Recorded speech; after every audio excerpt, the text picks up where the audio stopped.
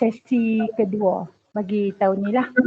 Dan untuk memulakan majlis, sama-samalah kita membacakan surah Al-Fatihah sebagai pembuka. Bismillahirrahmanirrahim. Bismillahirrahmanirrahim. Alhamdulillahirabbil alamin. Ar-Rahmanir-Rahim. Maliki yaumiddin. Iyyaka na'budu wa iyyaka nasta'in. Shiratal mustaqim. Shiratal ladzina an'amta 'alaihim ghairil maghdubi 'alaihim waladdallin. Amin, amin ya rabbal alamin. Terima kasih. Dan untuk kita teruskan bagi slot yang pertama, saya jemput terlebih dahulu saya ingin mengalu-alukan kehadiran tetamu kita yang akan menyampaikan nanti dalam slot kedua, iaitu Dr. Haji Syahir, KPP Sektor Teknologi Pendidikan, Sektor Sumber Teknologi Pendidikan JPN Kedah. Okey, selamat datang Tuan Haji Syahir. Dan kita teruskan dengan slot pertama, iaitu saya menjemput Tuan PPD untuk menyampaikan sekata dua kata dan juga untuk Tuan PPD membentangkan peringatan-peringatan yang penting. Silakan Tuan PPD. Assalamualaikum warahmatullahi wabarakatuh. Salam sejahtera, selamat petang. Salam KS number 1. Alhamdulillah rabbil alamin, wassalatu wassalamu ala asyrafil anbiya wal mursalin wa ala alihi wa ashabi ajma'in. Rabbi syrah li sadri wa yassir li amri wahlul 'uqdatam min lisani yafqahu qawli. Subhanaka la ilma lana illa ma 'allamtana innaka antal alimul hakim. Wala hawla wala quwwata illa billahil aliyil azim. Terima kasih kepada Puan Azimah binti Mahmud selaku moderator kita pada petang ini, yang berusaha barisan timbalan yang berusaha barisan pegawai-pegawai yang saya hormati, Tuan Haji Syahir bin Ahmad, KPP Sektor Teknologi Pendidikan, Jabatan Pendidikan Negeri Kedah, yang sebagai penceramah kita pada petang ini, dan seterusnya tuan-tuan, sahabat-sahabat pengetua dan guru besar sekalian. Pertamanya kita panjatkan kesyukuran kepada Allah Subhanahu Wa Taala kerana pada petang ini kita masih lagi diberi keizinan bersama-sama dalam satu program dipanggil program sinergi kepimpinan bersama dengan PGB, itu bersama dengan tuan-tuan dan puan-puan. InsyaAllah tuan-tuan dan puan-puan, seperti yang saya maklumkan sebelum ini bahawa kita akan mengadakan satu program bersama dengan tuan-tuan dan puan-puan pada setiap bulan, akhir bulan, iaitu pada hari Isnin akhir bulan. Program yang lebih kepada fokus kepada kepimpinan dari pelbagai sudut. Mudah-mudahan perjumpaan kita pada petang ini mendapat manfaat . Jadi saya lebih dahulu saya nak mengucapkan terima kasih kepada Tuan Haji Syahir yang sudi menerima jemputan daripada PPD Kota Star untuk bersama-sama menyampaikan sedikit perkongsian berkaitan tentang digital, teknologi digital pada petang ini, yang menjadi satu perkara yang agak penting pada ketika ini untuk kita sampaikan, berkongsi bersama dengan sahabat-sahabat pengetua dan guru besar di daerah Kota Star. Saya juga nak mengambil kesempatan ini sedikit untuk nak memaklumkan beberapa perkara. Yang pertama, saya nak maklumkan terlebih awal kepada sahabat-sahabat PGB berkaitan tentang apa, saya ni baru habis mesyuarat dasar dengan pengarah berkaitan tentang anti rasuah. Jadi saya sukalah pada petang ini saya nak menyampaikan beberapa peringatan lah, ini sebagai pemantapan lah kepada apa yang telah disampaikan. Telah pula kita baru diisytiharkan berada dalam PKP 3.0 fasa 1 masih diteruskan sehingga pertengahan Julai ini. Jadi saya ingin merujuk kepada slide ini, slide ataupun peringatan daripada Ketua Pengarah Perkhidmatan Awam, iaitu Tan Sri Muhammad Khairul Adib Abdul Rahman. Ini peringatan lah kepada kita semua dan kita sebagai ketua jabatan berkaitan tentang tindakan tata tertib jika enggan patuhi perintah kawalan pergerakan PKP. Jadi saya baca balik. Jadi semua pegawai awam diingatkan agar sentiasa mematuhi perintah kawalan pergerakan PKP.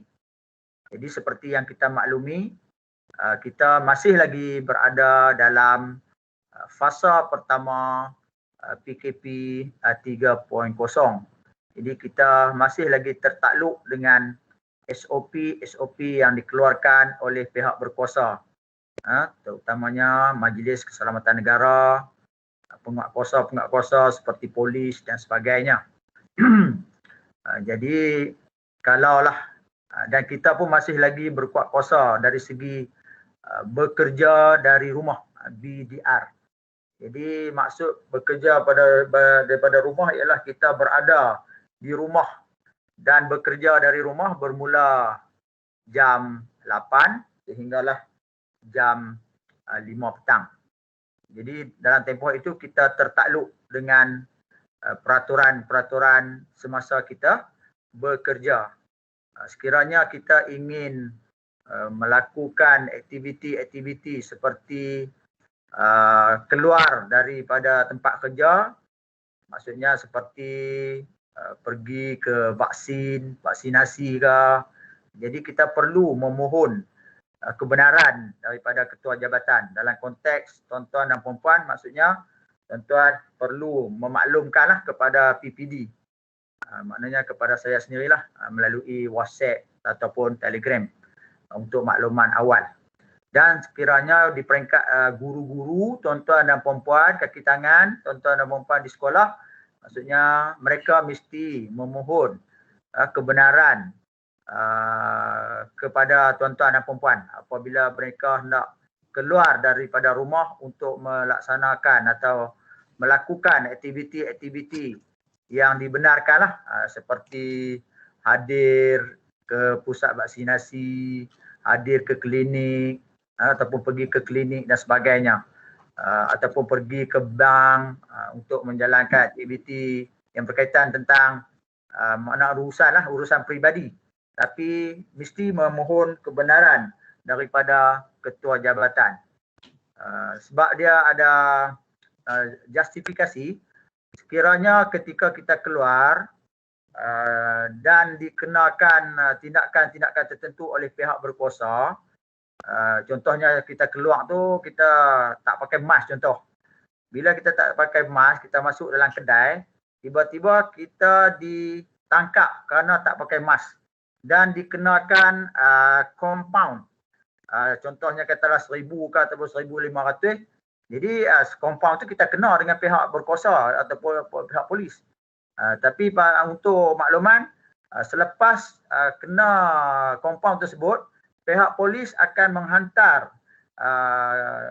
nama kita ni ke jabatan kita. Maksudnya dihantar ke jabatan untuk diambil tindakan tata tertib. Itu yang dimaklumkan oleh sektor integriti sebentar tadi apabila saya bermesyuarat. Jadi kebetulan saya dapat berjumpa dengan tuan-tuan dan puan-puan dalam sesi sinergi kepimpinan ni. Jadi saya teruslah menyampaikan kepada tuan-tuan dan puan-puan untuk kita bersama-sama melaksanakannya dan mengambil tindakan lah kepada untuk menyampaikan kepada kaki tangan kita lah, guru-guru dan anggota pelaksana di peringkat sekolah. Dan yang kedua, sekiranya pegawai awam disabitkan kesalahan melanggar PKP, pegawai awam boleh dikenakan tindakan tata tertib. Itu yang saya terang tak sah ni. Maksudnya walaupun dia dah kena compound tu satu hal, tapi pada masa yang sama kita boleh dikenakan tindakan tata tertib. Maksudnya pihak polis selepas ini mereka akan hantar nama tu ke jabatan kita. Kalau kontak tuan-tuan dan puan-puan sebagai PGB akan dihantar ke PPD lah. Kan? Kalau saya sendiri pun nama saya akan dihantar ke JPN lah untuk diambil tindakan. Jadi begitulah stage-nya. Kalau peringkat guru, maksudnya guru ni dia akan hantar ke sekolah untuk tuan-tuan buat proceeding tindakan tata tertib. Yang ketiga, semua pegawai awam hendaklah menjaga nama baik perkhidmatan awam dan tidak melakukan aktiviti-aktiviti yang dilarang sepanjang tempoh PKP. Jadi saya berharap kita dapat menjagalah maknanya nama kita lah sebagai penjawat awam. Kita 146 orang. Saya berharap semua pengetua dan guru besar dapat mematuhilah seperti yang telah disampaikan, seperti yang telah ditetapkan oleh GPA ataupun Jabatan Perkhidmatan Awam melalui pesanan-pesanan ini. Jadi kita sentiasalah berpesan kepada guru-guru dan AKP di sekolah supaya mereka sentiasa mematuhi peraturan yang telah ditetapkan. Sebab sekarang ni kan tempoh pun dah lama ni, dah lanjut ni, dah jadi nak masuk 2 bulan ni. Jadi keadaan ni akan berterusan lagi. Jadi kita kena sentiasalah memperingatkan kaki tangan di bawah kita supaya tidak tersilap langkah. Sebab kalau sekali tersilap langkah, contohnya pemakaian mask, pergi tempat awam tak pakai mask, ataupun dia pergi ke shopping kompleks, dia masuk ke shopping kompleks, dia nak pergi beli contohnya nak pergi beli barang-barang lah waktu BDR.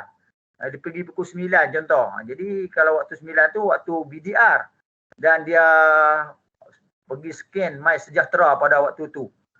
Kalau didapati tertangkap, mungkinlah akan jadi masalah di situ.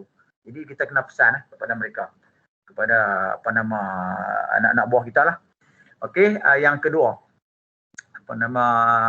Slide yang kedua Cikgu Azimah. Tak keluar Sebab yang ni pun untuk makluman tuan-tuan dan puan-puan, saya pun sempat screenshot daripada komputer tadi. Jadi tak sempat nak buat persediaan lah. Tapi sebab dah jumpa tuan-tuan dan puan-puan waktu ni, saya pun sampaikanlah yang ni. Jadi saya baca supaya tak lari daripada ayat yang telah ditetapkan. Sebar berita palsu, tindakan tegas menanti anda. Okey. Section 303 Kanun Keseksaan, penjara tidak lebih 2 tahun atau denda atau kedua-duanya sekali. Section 211 atau 233 Akta Komunikasi dan Multimedia, denda tidak lebih RM50,000. Jadi siapa pun tak akan terkecuali lah daripada terkena yang ni kalau didapati bersalah. Terutamanya kita sekarang ramai di kalangan kita mempunyai media sosial kan. Facebook lah, Instagram lah kan, Twitter lah dan sebagainya. Kalau didapati bersalah, pertama dia kena compound, yang kedua dia kena tindakan tata tertib.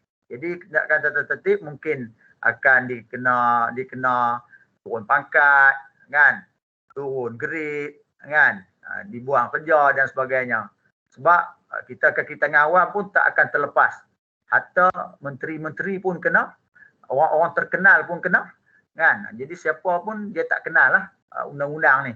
Jadi mentahlah kita ni, siapalah sangat kita ni kan, bukan orang terkenal pun tapi boleh terkena sekiranya berlaku. Jadi saya berharap kita dapatlah memaklumkan kepada semua anak buah kita. Okey, peraturan 4 atau 19 peraturan pegawai awam. Ini pun kita dah faham, ada semua. Jadi antara etika penggunaan media sosial oleh pegawai awam, jadi pegawai awam hendaklah patuhi peraturan pegawai awam kelakuan dan tata tertib 1993 sebelum membuat pernyataan awam melalui media sosial. Contohnya ayat-ayat yang kadang-kadang ayat di kalangan guru-guru kita ni suka mempermainkan apa-apa arahan yang keluar daripada pihak kementerian ataupun kerajaan. Contohnya tentang PDPR ke apa ke. Jadi benda tu boleh dikenakan tata tertib sekiranya diambil tindakan. Yang kedua, tidak menggunakan media sosial bagi tujuan peribadi ataupun media sosial ni kita beroperasi pada waktu pejabat, kan. Tidak mendedah maklumat rasmi dalam media sosial, kan. Surat-surat yang kita dapat tu daripada KPM tu biasanya takut sumber tu tak betul, fake dan palsu, kita pergi masuk dalam media sosial kita. Jadi yang ni pun perlu diambil perhatian. Mohon peringatlah kepada anak-anak buah kita, tidak membuat komen mengenai isu-isu berbentuk serangan peribadi ataupun agensi. Yang ni banyaklah. Terutamanya dalam Facebook tu ada grup guru Malaysia lah, kan, macam-macam lah. Jadi kadang-kadang komen-komen di bawah itu pun diambil kira sebagai etika penggunaan media sosial. Jadi kita peringat kepada anak buah kita supaya tidak terbabaslah daripada segi penggunaan media sosial. Lepas tu nak kena tengok juga lu media sosial. Kalau kita hari Jumaat Sabtu boleh kira lah. Kalau hari lain tu memang tak boleh lah, sebab dia BDR, status dia BDR. Dan yang kelima, semak ketepatan dan sensitiviti maklumat sebelum dihantar. Ini perkongsian. Kita sebelum nak hantar kepada pihak yang lain, pastikan dulu sumber yang sahih. Jadi saya berharap, saya pastikan dapat daripada pengarah betul-betul, baru saya berani blast kepada tuan-tuan dan puan-puan. Mungkin tuan-tuan akan rasa sangat kadang-kadang PPD lambat kan. Jadi saya tunggu yang rasmi dulu, baru saya minta kepada pegawai-pegawai untuk sebarkan kepada grup kita, grup Telegram dan grup WhatsApp. Jadi saya pastikan maknanya maklumat itu betul-betul maklumat rasmi, barulah saya minta sebarkan. Kalau saya belum dapat kepastian, saya tak sebarkanlah. Okey, yang terakhirnya, pastikan perkongsian penggunaan maklumat berkaitan hak cipta dan harta intelek mendapat kebenaran daripada pihak tersebut. Terutamanya macam lagu-lagu kan, lagu-lagu yang kita duk masukkan dalam kita punya media sosial tu, kadang-kadang kita perlu mendapat kebenaran daripada pihak berkenaan, hak cipta mereka, hak intelek dan sebagainya. Jadi kadang-kadang benda ni kita terlepas pandang lah. Ini saya menyampaikan baliklah daripada apa yang telah disampaikan kepada saya sebentar baru tadi. Panas-panas lagi lah. Dan saya sentuh sikit sini berkaitan tentang di peringkat PPD Kota Star. Untuk maklumat tuan-tuan dan puan-puan, kita dalam pelaporan kes tata tertib mengikut PPD ni, kita setakat lah ni kita list number 1 lah. Kan? PPD lain ada 1, 2 macam tu lah. Kita ada 3. Kan? Sepanjang daripada bulan 3 hari tu ni sampai bulan 6, 24 bulan 6 terakhir, ada 3 orang tidak hadir bertugas dan sedang dalam siasatan dan yang ni dah diambil tindakan lah ni, tidak hadir bertugas ni. Kan? Maksud dalam siasatan dia tak masuk lagi. Jadi yang kedua, ketidakpatuhan peraturan prosedur kewangan ada 1. Jadi yang ni kita pun, mereka pun tak dedah sekolah mana tadi. Kita pun tak akan dedah lah, cuma kita dapat data ni, maksudnya kita sama-sama lah menjaga dan memastikan keadaan-keadaan ini dapat kita elakkan berlaku di daerah kita. Sebab daerah kita ni sama daerah besar, kan, luas. Sekolah pun paling kedua banyak selepas Kuala Mudayan kan. Jadi memang, tapi Kuala Mudayan tadi ada 1 kes lah, kita ada 3 kes kan, akibat salah laku ni. Jadi kita kena memperingatilah, terutamanya kalau waktu sekarang ni prosedur keuangan saya dah sebut dah itu ni. Kita kena rigid sikit lah tentang prosedur keuangan ni supaya tidak berlaku penyalahgunaan kuasa, sama ada di kalangan kita sendiri ataupun di kalangan AKP ataupun guru-guru, terutamanya sekolah-sekolah yang diberi taraf PTJ kan, sebut harga apa semua tu, jangan kita dedahkan kepada kontraktor-kontraktor yang membuat sebut harga kan. Kita duk maklum dulu kepada kontraktor-kontraktor yang berkenaan. Jadi harap kita kena pastikan kaki tangan kita sentiasa integriti tinggi, telus dalam melaksanakan tugas. Jadi inilah antara pesanan-pesanan tadi berkaitan tentang kes tata tertib di daerah Kota Star lah. Jadi sebenarnya banyak lagi lah kes yang dalam siasatan. Ada dekat saya ni dari segi data. Jadi saya mohonlah kepada tuan-tuan sentiasa memperingatkan anak-anak buah masing-masing tentang kebenaran sewaktu bekerja ni, depa nak keluar pergi mana-mana ketika BDR, yang pasti kena mohon kebenaran kan. Kalau tuan-tuan ataupun kita sendiri kena tangkap, maksud kita akan memberi justifikasi mengapa kita memberi kebenaran. Maknanya adalah justifikasi. Tapi kalau tuan-tuan keluar tak bagi tahu, tak habaq, tiba-tiba kena tangkap di kawasan lapangan dan mana-mana, jadi itu akan memberi masalah kepada semua pihak lah. Jadi saya berharap tuan-tuan dapatlah orang kata memastikan pengurusan dari segi peraturan-peraturan ini dapat dilaksanakan dengan penuh hemah dan penuh kebijaksanaan dalam mengurus kita pada waktu pandemik ni. Sebab waktu pandemik ni tekanan emosi setiap orang sangat tinggi dan berbeza-beza. Dan saya mohon juga kepada tuan-tuan waktu PDPR ini untuk tuan-tuan mengurus dengan secara yang bijaksana lah. Maknanya nego elok-elok dengan cikgu-cikgu, dengan menurun kanan kan. Sebab saya baru dapat panas-panas lagi ni satu laporan daripada waris kan. Tak tahulah daripada waris ke daripada cikgu sebab dia pun tak letak nama. Tapi saya dapatlah surat secara bertulis. Jadi saya pun harap kepada tuan-tuan lah untuk nak memastikan pengurusan kita dengan cikgu-cikgu kita supaya tidak berlaku salah faham di kalangan cikgu-cikgu kita ketika PDPR ini.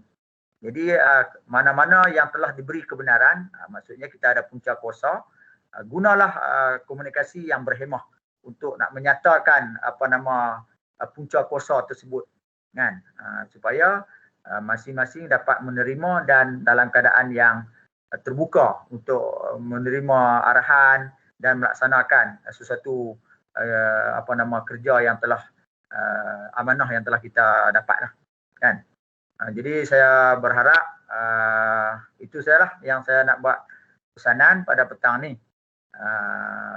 Kebetulan kita dapat berjumpa pada petang ini dalam sesi strategi kepimpinan, yang mana petang ni kita lebih berfokus kepada peranan kita lah untuk kita nak integrasikan teknologi digital ni dalam PDPR dan dalam pengurusan kita di peringkat sekolah masing-masing.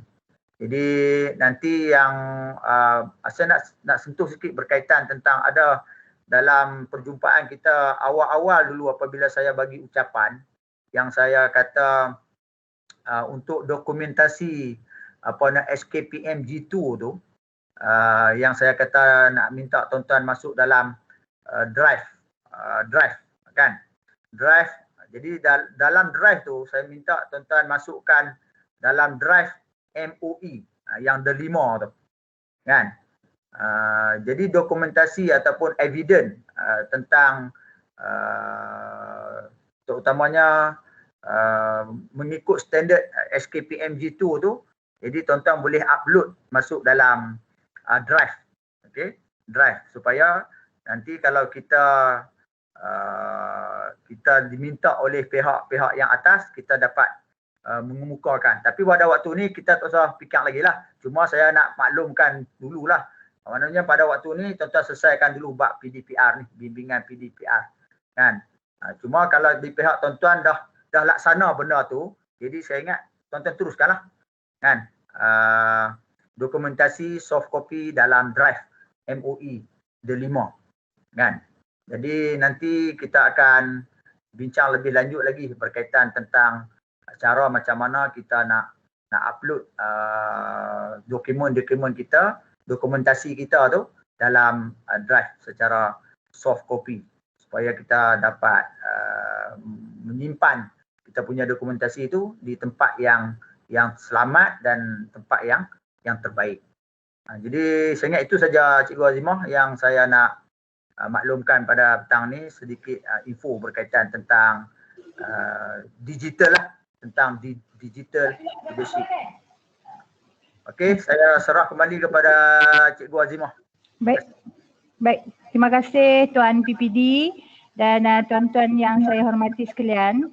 Sekarang dengan berbesar hati kita di PPD Kota Star menjemput Tuan Haji Ahmad Shahir bin Haji Abdullah, Ketua Penolong Pengarah Sektor Sumber Teknologi Pendidikan JPN Kedah, untuk menyampaikan satu kita kata sharing lah ataupun tajuk berkenaan pengintegrasian teknologi pendidikan dalam pelaksanaan PDPR dan pengurusan sekolah secara maya.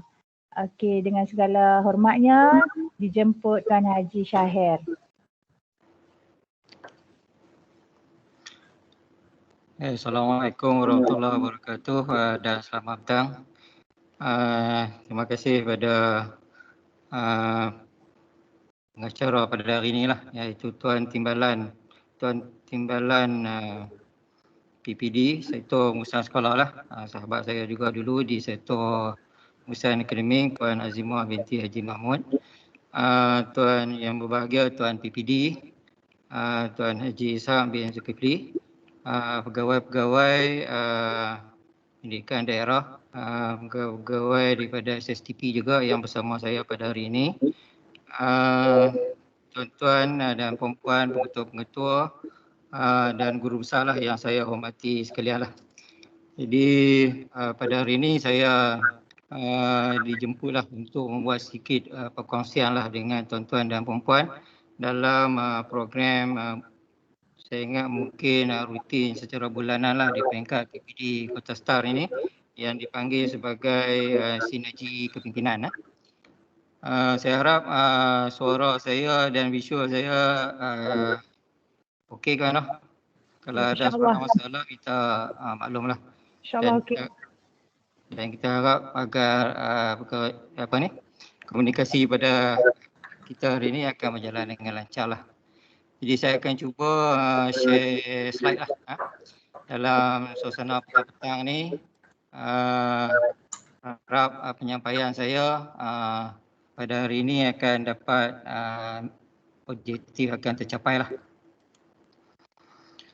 Okey, boleh nampak skrin saya? Boleh. Slide, boleh lah. Okay, saya cuba buat slide show.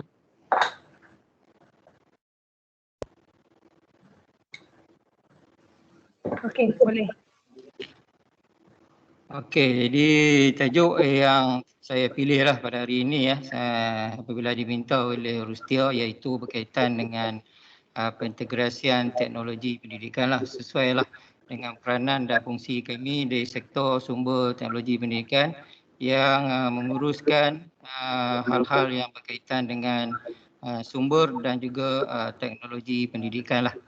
Dan sesuai dengan era pada masa kini, iaitu sekarang kita semua diminta untuk memberi perhatian lah kepada beri prioriti kepada PDPR lah. PDPR dan satu lagi aspek yang mungkin saya cuba sentuh iaitu berkaitan dengan pengurusan sekolah secara maya lah. Bagaimana kita dapat mengaplikasikan teknologi ini dalam membantu kita lah. Okey, yang pertama saya ingat kita tengok dulu apa yang dimaksudkan dengan definisi teknologi. Definisi teknologi ni sebenarnya banyak. Kalau kita cari banyak, cuma saya ambil yang paling simple lah.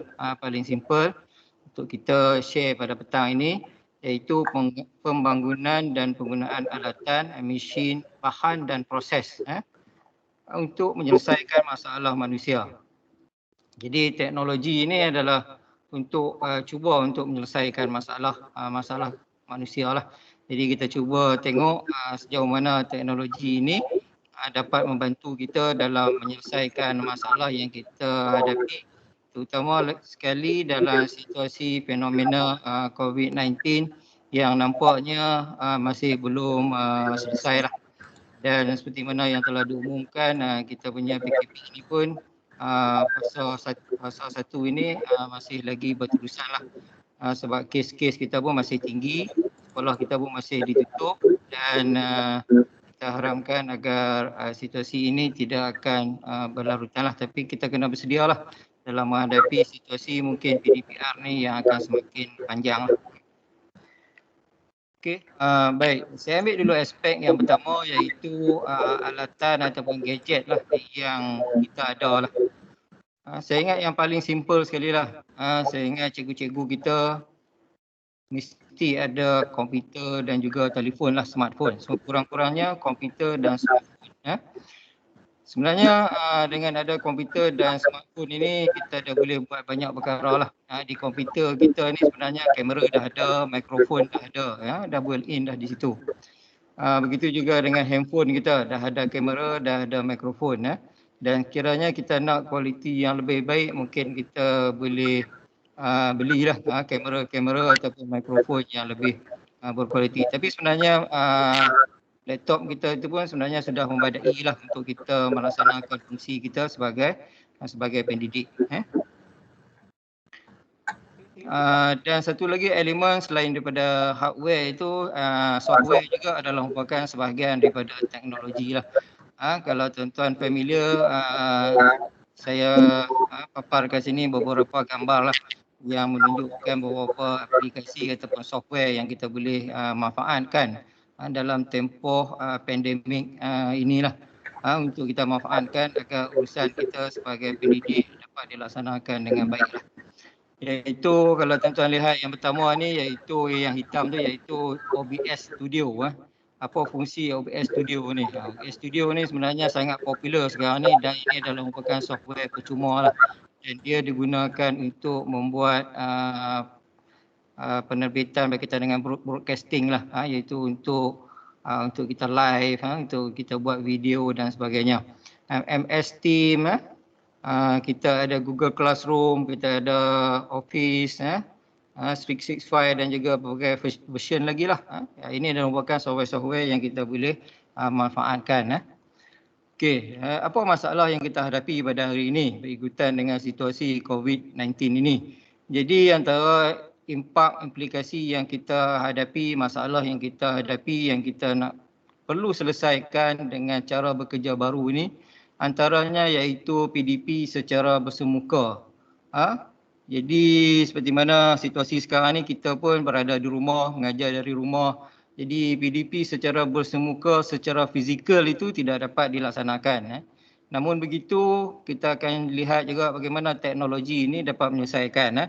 Dan saya yakin cikgu-cikgu kita masih lagi mampu melaksanakan PDP secara bersemuka. Cuma bukan secara fizikal tetapi secara dalam talian. Begitu juga bila kita melaksanakan PDP, aspek pentaksiran juga kita perlu laksanakan. Okey, selain daripada itu, kita perlu adakan mesyuarat dan juga bengkel-bengkel pendekatan profesionalisme. Jadi bagaimana kita nak melaksanakan perkara ini? dan juga kerja-kerja kita juga ada berkaitan dengan pengurusan data dan maklumat dan juga berkaitan dengan pengurusan pejabat lah. Jadi kita cuba tengok bagaimana teknologi ini dapat berperanan dalam menyelesaikan isu-isu inilah. Okey, saya ingat saya ambil aspek yang pertama dulu sebab tajuk ni saya bagi pada dua segmen, iaitu yang pertama segmen kita nak menggunakan teknologi ini untuk menyelesaikan isu-isu PDPR. Yang kedua, bagaimana kita nak menggunakan teknologi ini untuk menyelesaikan isu-isu berkaitan dengan pengurusan. Jadi saya ambil aspek yang pertama dulu, iaitu bagaimana teknologi dapat berperanan dalam menyelesaikan isu-isu yang berkaitan dengan PDPR. Okey, jadi bila kita bercakap tentang PDPR, kita tak dapat larilah daripada manual pengajaran dan pembelajaran di rumah versi 2. Jadi ini adalah dokumen yang kita rujuk lah. Jadi saya pun nak rujuk pada dokumen ini supaya kita tak tersasar lah daripada apa kehendak yang sepatutnya yang kita buat lah. Sebenarnya manual ini adalah merupakan panduan lah yang boleh gunakan oleh cikgu-cikgu kita. Okey, jadi ada banyak perkara yang disentuh dalam tu, cuma saya nak petik beberapa perkara lah. Antara yang intipati yang ada di dalam manual yang berkenaan disebut tentang beberapa pendekatan yang kita boleh guna untuk tujuan PDPR ini. Yang pertamanya pendekatan PDP secara dalam talian lah ataupun kita sebut sebagai online. Jadi pengajaran dan pelajaran di rumah PDPR secara dalam talian berlaku apabila terdapat capaian internet. Adanya capaian internet dan penggunaan peranti seperti komputer, telefon dan sebagainya yang membolehkan belajar murid belajar secara masa sebenar real time. Yang digunakan istilah di dalam manual ni iaitu real time. Maksudnya PDP secara talian ni dikaitkan dengan real time. Real time ni maksudnya kalau PDP kita pukul 8, guru dan murid itu melaksanakan PDP pada pukul 8 lah. Sehingga pukul 9 contohnya pada waktu yang sama. Ini dipanggil sebagai real time. Tapi kalau PDP itu PDP ikut jadual waktu tu pukul 8, tetapi murid mungkin belajar pada sesi malam, itu masih lagi dianggap sebagai PDPR. Mungkin cuma yang itu mungkin tidak dianggap sebagai pendekatan dalam talian lah. Okey, guru boleh melaksanakan PDPR melalui beberapa kaedah yang telah dicadangkan di dalam manual itu, iaitu menggunakan pelantar pembelajaran seperti yang terdapat dalam D5 lah, iaitu Digital Educational Learning Initiative Malaysia yang KPM di bawah D5 itu, Cikgu Tube, di web TV dan aplikasi media sosial lah. Atau aplikasi seperti Google Meet, Microsoft Teams secara lintas langsung ataupun live streaming. Jadi PDP secara live streaming lah. Jadi cikgu pun kita ada juga buat PDP live melalui FB, melalui YouTube dan sebagainya.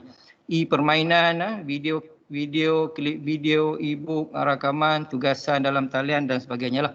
Okey, cuma saya tarik perhatian di sini antara kata kunci yang penting di situ ialah adanya akses internet dan berlaku dalam real time, iaitu pada masa sebenar. Manakala pendekatan secara luar talian pula ialah pengajaran dan pelajaran PDPR luar talian ini berlaku tanpa capaian internet. Tidak ada capaian internet. Tetapi murid belajar menggunakan peranti. Masih lagi menggunakan peranti, cuma tidak ada capaian internet. Okey, seperti komputer, komputer riba, tablet ataupun telefon pintar. Pembelajaran juga boleh berlaku apabila murid belajar menggunakan buku teks. Jadi bukan semua anak murid kita ada gadget, komputer dan sebagainya. Okey. Jadi selain daripada peralatan gadget itu, buku teks dan bahan-bahan pelajaran lain seperti mana modul-modul yang kita selalu guna itu, pendekatan ini juga dilaksanakan, dianggap sebagai luar talian. Cuma di sini disebut bahan-bahan PDP dalam bentuk video, audio, slide, nota dan latihan ni boleh dimuat turun daripada sumber seperti para 8.1.1, 8.1.3 yang di atas lah yang kita bincangkan tadi. Maksudnya walaupun tanpa ada talian internet, tapi sekiranya bahan itu kita hantar melalui medium digital seperti WhatsApp, Telegram, Google Classroom dan sebagainya, akses internet itu perlu ada walaupun pada kadar minimum untuk download bahan-bahan yang berkenaan. Setelah download bahan-bahan yang berkenaan, jadi murid-murid boleh melaksanakan PDPR secara luar talian. Maksudnya ini kaedah kita menghantar bahan-bahan. Jadi proses memuat turun boleh dilakukan semasa terdapat capaian internet dan diberikan kepada murid melalui medium komunikasi yang bersesuaian lah. Kemudian satu lagi pendekatan offsite lah. Offsite ni dia apabila berlaku kes-kes seperti bencana, wabak dan sebagainya lah. Contohnya berlaku banjir, jadi penduduk-penduduk satu tempat ditempatkan di pusat penempatan. Jadi di situ dikenali sebagai offsite. Saya ingat dalam pelaksanaan PDPR kita banyak berkaitan dengan secara dalam talian ataupun secara luar talian lah, online atau offline lah. Okey. Baik, pembelajaran satu lagi iaitu pembelajaran menggunakan modul. Modul pembelajaran perlu dirancang secara berstruktur untuk memenuhi keperluan mata pelajaran. Jadi dengan menggunakan modul lah, saya ingat sekolah kita pun banyak yang menghasilkan modul-modul lah. Tapi kita kena faham lah, ini dalam manual ini pun telah diperincikan lah.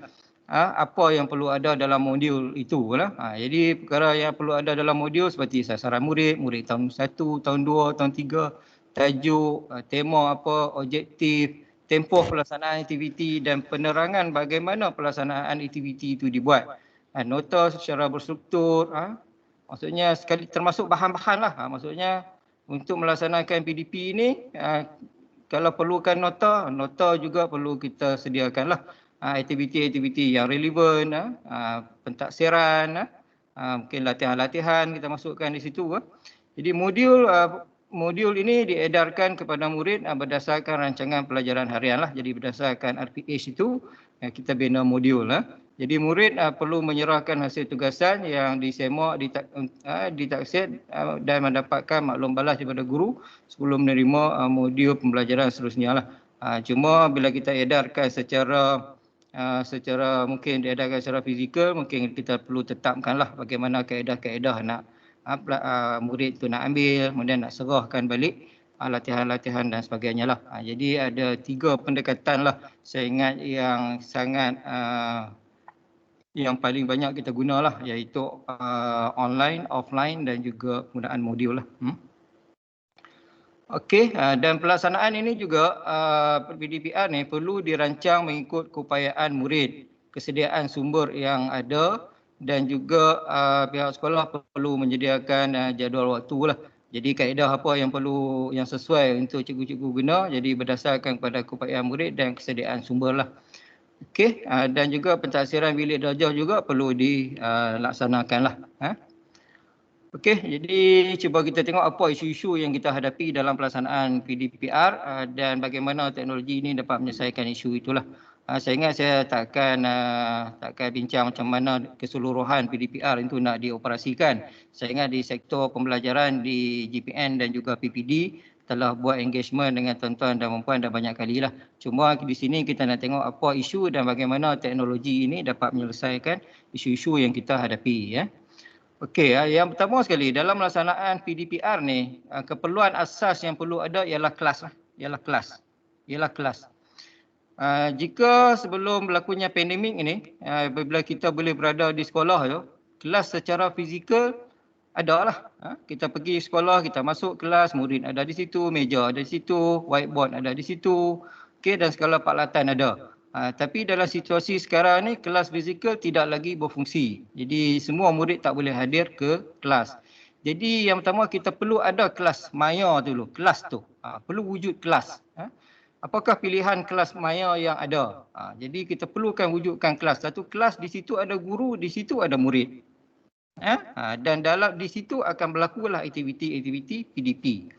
Jadi ada 2 pilihan lah kita lihat di sini. Yang pertama menggunakan platform media sosial lah. Yang paling popular saya ingat media sosial lah. Yang paling popular sekali ialah WhatsApp. Paling popular ialah WhatsApp lah. Selain daripada itu Telegram, Facebook dan sebagainya lah. Dan kita juga boleh buat kelas menggunakan platform D5. Ada 2 platform yang sangat baik, iaitu Google Classroom dan juga MS Teams. MS Teams mungkin kita boleh tengok sikitlah sekejap lagi nah. Jadi maksudnya basic mesti ada kelas dulu. Maksudnya di situ ada guru, di situ ada murid. Okey, baik. Isu platform medium aplikasi yang sesuai kita gunakanlah. Jadi perlu yang pertama sekali, tuan-tuan cikgu-cikgu mungkin perlu bezakan apakah platform medium aplikasi yang berfungsi sebagai kelas. Sebab saya pun ada bincang dengan sahabat-sahabat di sektor pembelajaran bila ada soalan survey isi PDPR tu, kadang-kadang semua platform ni kita campur-campur. Jadi dia bukan semua apps berfungsi sebagai kelas. Contohnya ada quizzes, ada cikgu buat quizzes, ada cikgu buat Google Form. Ini bukan kelas. Ini adalah tools untuk tujuan kita nak buat pentaksiran. Bila kita nak buat pentaksiran, mungkin kita guna quizzes. Okey. Channel YouTube. YouTube tu pun bukan kelas sebenarnya. Kelas ni mesti ada guru, mesti ada murid. Okey. Jadi yang kita boleh definisikan sebagai kelas seperti mana dalam slide yang sebelum tu lah. Sama ada kita nak menggunakan Google Classroom, MS Team, WhatsApp, Telegram. Ini antara 4 ni merupakan aplikasi ataupun platform yang berfungsi sebagai kelas lah. Sebab di situ ada guru, ada murid. Bila-bila masuk ada guru, ada murid. Pukul berapa pun ada guru, ada murid. Kecuali dia left group lah. Kecuali dia left group. Kalau dia left group maksudnya dia keluar kelas lah. Jadi budak-budak ni tak keluar kelas. Kalau dulu masa kelas fizikal tu dia masuk lagi pitandas, dia keluar kelas, dah lagi dia mai, dia tak mai. Jadi cuma di sini dia tak keluar kelas, dia tak left. Cuma aktif dengan tak aktif je lah kan. Online dengan tak online lah. Okey, jadi kita perlu bezakan platform ni yang mana satu berfungsi sebagai kelas, yang mana satu yang hanya berfungsi sebagai medium untuk penyampaian kandungan saja, konten untuk menyampaikan kandungan. Dan apakah platform yang sebenarnya dia itu hanya berfungsi sebagai alat untuk pentaksiran. Okey, jadi ini kita kena clear lah. Jadi untuk kelas ni saya ingat mungkin ada lagi platform-platform, tapi saya ingat 4 ni yang paling popular lah. Google Classroom, MS Teams, WhatsApp dan juga Telegram. Okey, baik. Mana satu yang patut jadi pilihan? Okey, di sini di pihak KPM, di pihak jabatan, di pihak PPD, kita tidak menetapkanlah mana-mana platform yang cikgu wajib guna, tidak. Jadi berbalik pada manual PDPR tu, dia mengikut kesesuaian keupayaan murid, peralatan dia, akses dia dan sebagainya lah. Dan seperti mana YB Menteri Kanan sebut dalam tanya di RJ tu, cara santai tu, dia pun kata terserah pada cikgu. Cikgu lebih tahu apa yang keperluan murid dia, yang mana sesuai. Cuma di sini kita nak bincang alternatif yang ada, yang nanti last kali keputusan terpulang kepada guru dan murid itulah. Okey, WhatsApp dan Google Classroom. Kami ini di sektor sumber teknologi pendidikan ni do promosi lah apa Google Classroom sebagai platform kelas ini kan. Namun begitu kami masih kalah lah. Masih kalah dengan WhatsApp. WhatsApp masih lagi merupakan platform yang paling popular lah. Okey, dan sebagai salesman, kami ni macam salesman lah tuan-tuan dan puan-puan. Jadi cuba untuk kita nak jual barang lah kan. Jadi sebenarnya Google Classroom ni produk yang sangat baik, tapi kami gagal jual. Jadi maksudnya ini satu kegagalan lah. Kita ada barang baik, tapi sebagai jurujual kami masih lagi gagal lah. Dan di sini saya cuba nak promosi jugalah, promosi kepada tuan-tuan dan puan-puan pada hari ini. Okey, kalau kita kata Google Classroom perlu ada internet. Ya, betul. Nak gunakan Google Classroom kena ada internet. WhatsApp pun perlu juga sebenarnya. Kan? Jadi saya punya target, pengguna WhatsApp sepatutnya boleh menggunakan Google Classroom. Sebab dua-duanya memerlukan internet. Adakah perlu install dalam telefon? Ya, WhatsApp perlu install, Google Classroom pun perlu install. Kan? Dua-dua perlu install. Tapi WhatsApp ni memang dah ada lah, dah sebab dia aplikasi yang popular kan. Kita dah guna lama lah sebelum berlaku COVID-19 ini pun kita ada lah dalam telefon. Cuma Google Classroom mungkin apps yang baru lah. Tapi tuan-tuan kena ingat lah, kalau untuk install ataupun create account dalam mana-mana telefon, kita mesti ada SIM card. Bila kita nak register, dia mesti minta nombor telefon. Tapi Google Classroom tak, dia tak minta. dan dia free dan semua murid kita dapat free. Maksudnya akaun Google Classroom ni, iaitu akaun Delima, akaun Google ni, kita boleh masukkan dalam mana-mana telefon. Kalau di rumah kita ada telefon ayah, ada telefon mak, ada telefon adik, ada telefon kak, abang kan. Jadi semua telefon tu kita boleh masukkan akaun Google Classroom. Dan sekiranya pada waktu sesi PDP tu ayah tak ada rumah, ada mak, kita boleh ambil telefon mak. Ayah tak ada, mak tak ada, telefon kakak ada, kita boleh ambil telefon kakak. Tapi kalau kita guna WhatsApp yang telefon mak contohnya, kalau telefon mak tu tak ada rumah memang tak boleh. Ada telefon lain kan, tapi telefon mak tu tak ada di luar, jadi tak boleh guna. Okey, jadi itu kelebihan Google Classroom. Apakah boleh diguna sebagai adakah boleh diguna dalam pelbagai peranti? Ya, boleh. Cuma WhatsApp dalam satu telefon, satu komputer saja. Tapi Google Classroom bubuhlah 10 telefon pun tak apa, tak ada masalah. Adakah mesra pengguna? Ya. Memang mesra pengguna. Jadi kalau WhatsApp tu kalau nak guna di telefon, kita nak kena scan QR code dan sebagainya kan. Google Classroom tak perlu. Boleh akses macam tu saja. Apakah boleh dimuat turun bahan-bahan bentuk dalam pelbagai media, nota, video, audio. Bila kita nak mengajar kan, mungkin kita nak bagi nota, kita nak bagi video kan, dan mungkin kita nak bagi bahan-bahan dalam bentuk audio. Okey. Jadi dua-dua boleh. WhatsApp boleh, Google Classroom pun boleh. Tapi WhatsApp ada limit. Ada limit. Iaitu WhatsApp ni kalau lebih dari 25 meg tak boleh. Tapi kalau Google Classroom ni boleh. Saiz banyak mana, besar mana pun boleh. Itu antara kelebihan dia. Besar mana pun boleh. Okey. Adakah komunikasi berstruktur? Dua-dua kita boleh buat komunikasi lah melalui komunikasi ni dua lah. Satu melalui video call. Kalau WhatsApp berapa sekarang? 8 orang kot. Saya ingat 8 orang saja kalau nak berbincang, cikgu tu nak bincang dengan murid dia secara bersemuka guna WhatsApp dalam masa yang sama, saya ingat 8 orang saja. Tapi dengan Google Classroom ni dia lebih berstruktur. Kita buat chatting pun dia ada berstruktur. Dia ada posting, dia ada komen atas posting. Yang ni tak ada dalam WhatsApp. WhatsApp dia satu line saja. Apakah PBD dapat dilaksanakan? Ya, dua-dua boleh. WhatsApp boleh, tapi kena hantar satu-satu lah. Jadi dia bercampur-campur. Tapi dalam menggunakan Google Classroom dia lebih tersusun lah. Jadi sebenarnya Google Classroom ni lebih baik daripada WhatsApp lah sebenarnya. Mungkin dia sebab dia belum popular, kita pun kurang familiar. Jadi menyebabkan kita kurang menggunakan Google Classroom lah. Okey. MS Team, satu lagi MS Team, saya rumuskan sikit lah. MS Team dan Google Classroom ni ataupun ringkasnya kita sebut GC lah, dapat atasi masalah perkongsian gadget. Dapat atasi masalah perkongsian gadget. Sebab MS Team, sebab antara isu-isu PDPR yang kita dapat iaitu murid-murid terpaksa berkongsi gadget. Okey. Jadi sedikit sebanyak MS Team dan GC ni dapat menyelesaikan isu inilah. Sebab MS Team dan GC boleh berkongsi gadget. WhatsApp tak boleh. Dia duduk dalam satu telefon je. Telefon lain tak boleh. Kan? Bukan kalau kita guna WhatsApp, bukan setakat kita berkongsi gadget, tetapi kita berkongsi platform. Kita berkongsi platform. Okey, dan dua-dua ni boleh add account ni lebih daripada satu gadget. WhatsApp hanya guna satu telefon dan satu komputer. Dan antara kelebihan lain MS Team dan Google Classroom, penggunaan Meet dalam GC dan MS Team ni tak perlu create link. Kita guna Google Classroom untuk tujuan PDP.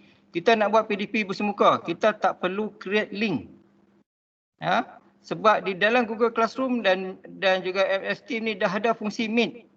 Okey, sebagai contoh lah, saya itu ada ke sebuah sekolah lah. Saya sebut pun ingat tak ada masalah lah sebab perkongsian ini adalah perkongsian yang baik. SJKC Chonghua Jitra, saya pergi ke sana. Apa yang dibuat oleh pentadbir? Pentadbir bila berlaku PDPR kita akan buat jadual waktu.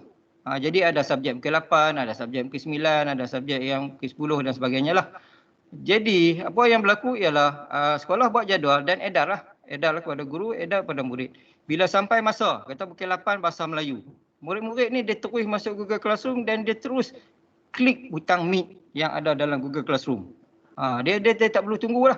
Tunggu bila cikgu nak bagi link ni kan. Sebab guna WhatsApp nak buat Meet nak kena bagi link. Bila bagi link nak kena tunggu link tu. Link ni cikgu tak bagi link lagi kan. Okey, jadi tak perlulah sebab dah ada. Klik ya. Kelas pukul 8, klik. Kelas pukul 10, klik. Tak ada masalah. Okey, maksudnya telah tersedia. Jadi tak perlu create link lagi. Ini juga boleh mengurangkan beban tugas seorang guru lah. Nak kena create link lagi, lepas tu nak copy lagi, nak share lagi. Ini tak payah. Sampai masa saja, masuk saja. Dan dalam AS Team dan Google Classroom ini telah lengkap semua tools yang diperlukan dalam PDP. Dalam tu semua ada. Jadi hanya menggunakan satu platform, semua ada. Jadi Google Classroom dan juga Teams ni adalah merupakan satu tools yang memang dibina khas untuk tujuan PDP dan untuk tujuan pengurusan. Bukan diguna di sekolah saja, termasuk universiti pun guna. Manakala aplikasi yang lain seperti WhatsApp, Telegram, Facebook, YouTube, TikTok dan sebagainya itu, ini adalah merupakan media sosial dan dia agak terhad lah. Walaupun dia popular tapi dia terhad.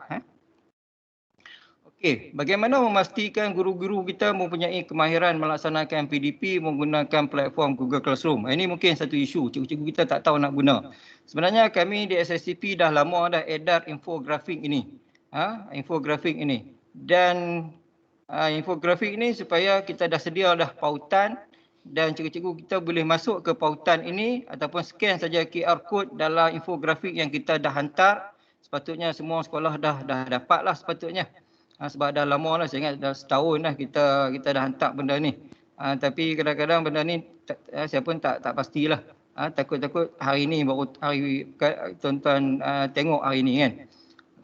Jadi scan tu saja. Memang dah ada video-video tutorial step by step untuk menggunakan Google Classroom. Jadi tak perlulah kita nak tunggu JPN nak buat kursus, PPD nak buat kursus. Tak boleh dah sekarang ni. Okay, kalau kita buat secara online pun dia akan mengganggu waktu PDP. Jadi kita masuk ke saluran yang telah disediakan dan kita tengok. Kita tonton video tu kita buat. Kita tengok, kita buat. Step by step kita buat. Tak boleh, kita boleh ulang video yang berkenaan.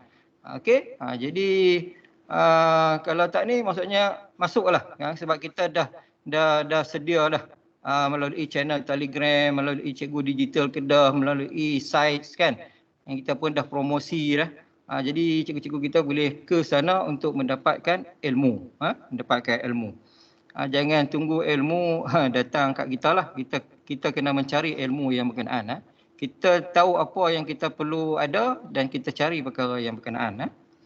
Okey, saya share sikit lah. Ini peratus login ID guru-guru di PPD Kota Start lah. Kalau kita lihat itu dia ada berlaku trend penurunan lah start daripada Februari tu. 81 mula turun daripada 72, mula turun ke 44%. Tapi bila berlaku PKP sekali lagi, sekolah ditutup sekali lagi, persen itu meningkatlah. Maksudnya bila keadaan memerlukan, cikgu kita akan guna. Tapi caranya bila ni kita tak gunalah. Okey, cuma dari segi akses murid lah. Akses murid ini agak minimum lah, tak sampai 50%. 40% pun tak sampai dari segi murid. Kita pun sedang kaji jugalah apa sebab-sebabnya. Dan antara sebab-sebab dia kemungkinan besar iaitu platform kelas yang digunakan oleh guru itu ialah menggunakan platform media sosial lah. Dia tak menggunakan platform D5. Jadi murid-murid tak perlu login untuk sesi PDP. Sebab D5 ni dia bukan guna untuk murid saja. Kadang-kadang digunakan just untuk pengurusan saja. Aspek pengurusan saja. Yang mana cikgu-cikgu terpaksa key in maklumat berkaitan dengan PDP. Bila buat PDPR ni nak kena key in. Jadi terpaksa guna akaun D5 sebab tu naik. Naik tu sebab nak login, nak key in maklumat berkaitan dengan PDPR.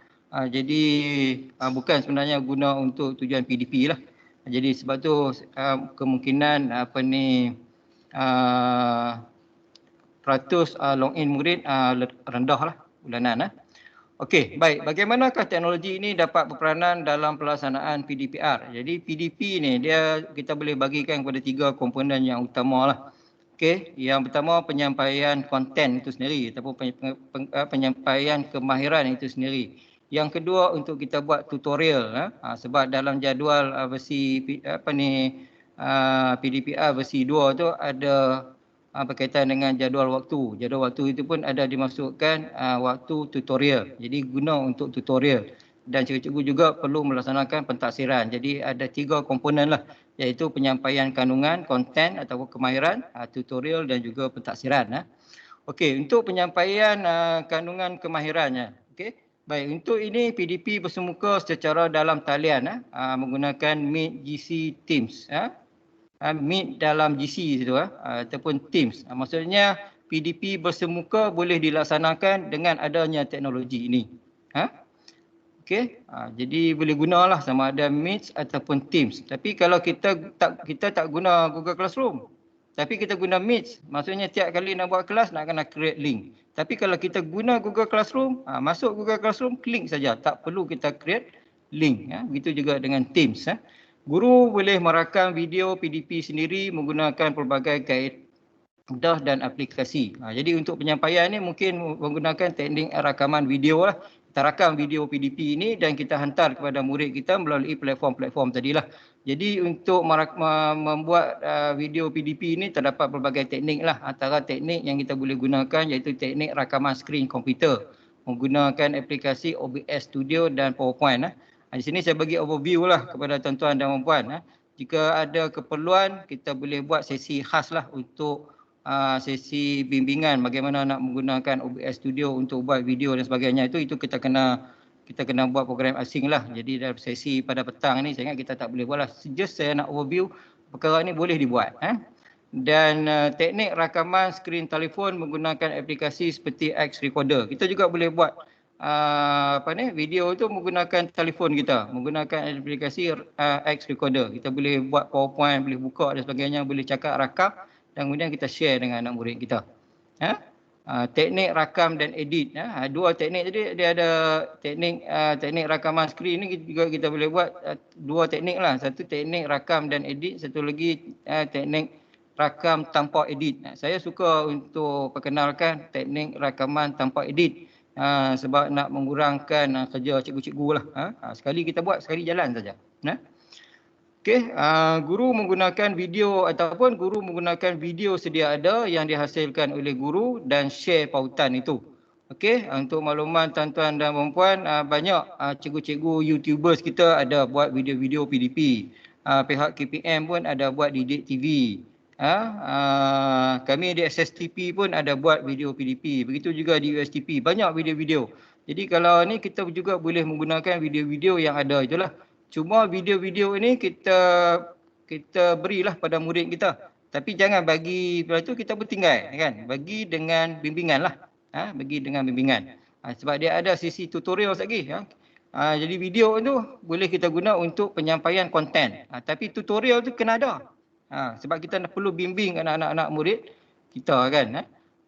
Dan yang lain sepertinya bahan nota modul yang diiktirafkan secara medium teknologi lah. Medium teknologi digital. Modul dan nota juga boleh kita guna lah. Okey, ini kemahiran-kemahiran yang perlu cikgu ada lah untuk penghasilan sesuatu video PDP ya. Jadi ramailah sebenarnya cikgu-cikgu kita yang rajin buat video-video ini. Satu kaedah lah, kalau cikgu kaedah yang paling simple, saya pun dapat idea ni 2-3 hari melalui master trainer juga daripada Microsoft kan. Dia bagi satu idea lah bagaimana nak buat video. Kaedah dia simple saja. Guna Meet dan Teams tu sebenarnya dah boleh buat video. Boleh buat video.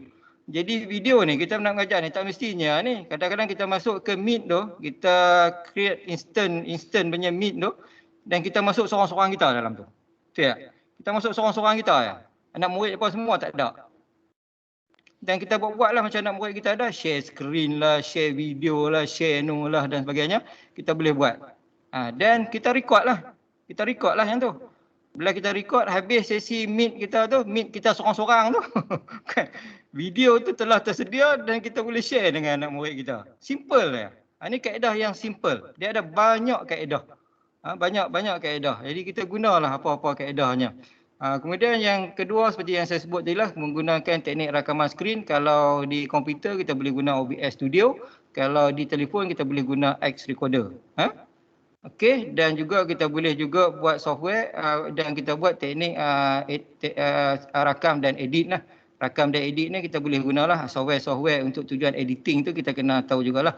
Dia ada aplikasi yang telefon pun ada macam KineMaster dan Viva Video ni boleh guna di telefon Movavi, Video Ulit, Filmora tu untuk guna dalam komputer kan. Saya ingat kita kena ada memang dari segi saya tak nafikan untuk buat ni kita perlukan sedikit ilmu lah, nak kena belajar lah. Okey, dan untuk belajar ni dari mana kita nak dapat ilmu ni? Nak buat semua ni, nak ambil maklumat daripada mana? Kan? Mungkin kita duk tunggu bila lah JPN nak buat kursus, bila lah PPD nak buat kursus. Saya ingat dalam dunia sekarang ni, dalam dunia kita berada dalam fourth industrial revolution ni, kita selalu dengar Google search, cari lah. Saya nak cerita sikit lah kat tuan-tuan, share sikit lah. Pada awal PKP dululah, masa bulan 3 tahun lepas itu kan. Masa tu kita ada rumah, saya pun dah ada rumah kan. Kita pun tercari-cari sebab kita tak pernah hadapi situasi ini. Dan saya rajin search. Cari-cari dan saya jumpa seorang cikgu, dia mengajar menggunakan satu video. Dia mengajar lah, dia guna video. Dan saya tengok dia mengajar tu, dia buka PowerPoint, dia bercakap dengan PowerPoint dan dia rakam dan dia hantar. Saya masa tu pun tak tahu macam mana benda tu dibuat. Cuma saya fikir, saya cakap, oh dia mesti record dia punya screen. Kan? Saya pun last kali saya Google, okey dapat. Kemudian saya masuk ke YouTube. Saya search di situ how to record screen dan saya dapat banyak ilmu untuk record screen. Dan saya jumpa masa itulah baru saya berkenalan dengan OBS Studio. Rupanya OBS Studio ni satu software yang free yang boleh guna untuk record screen. Kan? Saya pun belajar. Lepas tu saya belajar melalui YouTube itu bagaimana nak buat rakaman menggunakan menggunakan OBS Studio. Dan saya sebenarnya belajar di YouTube saja. Dan akhirnya ilmu itu pun kita boleh share lah dengan cikgu-cikgu yang lain lah. Jadi sebenarnya kita boleh search saja sebenarnya. Okey, tips dia ialah kita kena belajar lah. Kita kena belajar. Yang pertama belajarlah, carilah, belajar secara kendiri inilah dalam tempoh ni belajar secara kendiri. Dan bila kita belajar, kita kena menghasilkan produk. Kadang-kadang kita belajar, kita tak buat. Kita tak buat sebab tu ilmu tu dia tak ni. Kita belajar, kita tak buat. Saya ingat kursus berkaitan dengan ICT ni, saya ingat banyaklah. Saya ingat video, saya mula belajar edit video dulu ni, belajar pakai Movie Maker yang masa tu kursus yang dibuat oleh pihak jabatan jugalah tahun 2001 itu kan, dengan Movie Maker tu saja. Belajar dan kita buat, menghasilkan, buat dan selepas tu kita share lah dengan sahabat-sahabat kita. Dah ramai sahabat-sahabat cikgu-cikgu kita yang sudi share video-video PDP mereka dan saya telah share dengan cikgu-cikgu. Cikgu-cikgu boleh masuklah, boleh maklum kat cikgu-cikgu dengan menggunakan platform Telegram, dengan menggunakan platform YouTube. Saya dah buat satu channel iaitu Menu Sumber Pembelajaran Cikgu Digital Kedah. Dan kita pun dah share, dah bagi link dah. Ada banyak sumber-sumber bahan PDP di situ. Jadi kita buat sampai pandai, jangan tunggu pandai baru nak buat. Kadang-kadang kita nak bagi pandai lo nak buat sampai pandai. Buat sampai pandai. Buatlah. Dan saya suka falsafah Nike tu, just do it. Just do it. Buat dulu. Tak tahu kita search satu-satu. Buat. Okey. Jangan berhenti belajar bila dah start mengajar. Ini yang merupakan ada salah satu kesilapan yang mungkin kita sebagai guru buatlah. Bila kita dah start mengajar, kita berhenti dah belajar. Jadi kita kena teruskan sesi pembelajaran kita walaupun kita telah menjadi guru. Okey, bagaimana murid yang tiada akses internet dapat tonton video PDP? Dapat tonton video PDP itu. Kan? Murid-murid yang tidak ada akses, sebab saya pernah ditanya, budak-budak yang tak ada internet ni macam mana? Kesian kat mereka, kan? Jadi antara perkara yang kita perlu buat, mungkin yang pertama kita buat video buat video kita sendiri, cikgu tu buat video kita sendiri. Kalau boleh buat video kita sendiri lagi baiklah. Sebab bila anak murid kita tengok kita mengajar, dia lagi confident berbanding dengan dia tengok video cikgu-cikgu yang lain lah. Ataupun kalau kita tak ada, kita boleh muat turun video daripada daripada YouTube, daripada Facebook, banyaklah video-video ni. Dan kita masukkan dalam pendrive ataupun CD. Kan? Copy masuk pendrive, masuk CD dan kita edarkan bersama modul PDPR yang kita buat tu. Mungkin sebelum ni kita hanya edar bahan-bahan yang berbentuk nota, latihan, lembaran kerja dan sebagainya. Mungkin ni dalam pack ni mungkin kita tambah sikit dengan bahan yang boleh muatkan yang tu lah. Tengoklah saya ingat kalau TV tu ada boleh cucuk pendrive, kita buatlah dalam pendrive. Kalau dia ada video player, CD player, kita buatlah dalam CD. Ikut keperluan murid-murid kita lah. Mungkin di peringkat kita boleh buat survey lah alat-alat apa yang ada di rumah kita dan kita kena sesuaikan lah dengan keperluan anak murid kita lah. Okey, sesi tutorial. Tutorial. Bagaimana sesi tutorial? Kadang-kadang dulu masa awal dulu kadang-kadang ada suara-suara yang duk kata kat kita cikgu-cikgu ni. Dia kata, oh senangnya kerja cikgu, bagi link saja. Bagi link saja kan. Jadi sebenarnya bila kita bagi video pun bimbingan kita kena buatlah. Engagement kita dengan murid-murid kena ada. Jadi boleh meet sahaja bila-bila masa perlu. Dalam GC dan MS Team fungsi ini telah tersedia. Hanya perlu klik apabila perlu. Jadi kita standby saja. Kita dah bagi latihan kat budak, bagi contohnya langkah yang pertama kita bagi sila tonton video ini. Mungkin tonton video tu 10 minit. Okey, selepas aktiviti yang kedua itu okey, kita minta murid kita klik butang meet. Okey, kemudian kita terangkan. Peringkat awal 10 minit tu budak-budak tonton.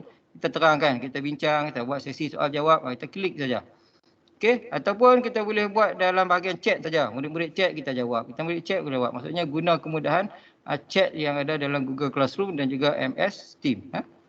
Okey, dan boleh berlaku dalam mode segera, real time ataupun tidak segera. Dan macam kita share lah dalam platform Google Classroom. Kita masuk tu, ke-10 kita masuk. Aktiviti 1 tonton video. Aktiviti yang kedua perbincangan. Jadi bila murid kita menonton video mungkin bukan pada waktu yang sama, pada waktu yang berbeza. Yang pada waktu yang sama itu kita panggil sebagai mode segera ataupun real time, tapi pada mode yang tidak sama itu kita panggil sebagai mode tidak segera. Jadi sebenarnya PDP itu dia fleksibel lah. Kalau maksudnya tak semestinya dalam modul PDPR itu pun dia tak sebut semuanya mesti berlaku dalam real time. Dia juga boleh berlaku dalam waktu yang bukan real time. Cuma kalau berdasarkan modul PDPR itu yang bukan pada real time itu, kita boleh klasifikasi dia sebagai offline lah. Walaupun dia menggunakan internet juga, dia nak chat perlu internet juga, WhatsApp dan sebagainya kan. Tapi dia bukan real time sebab dalam manual tu dia guna kata kunci real time itu.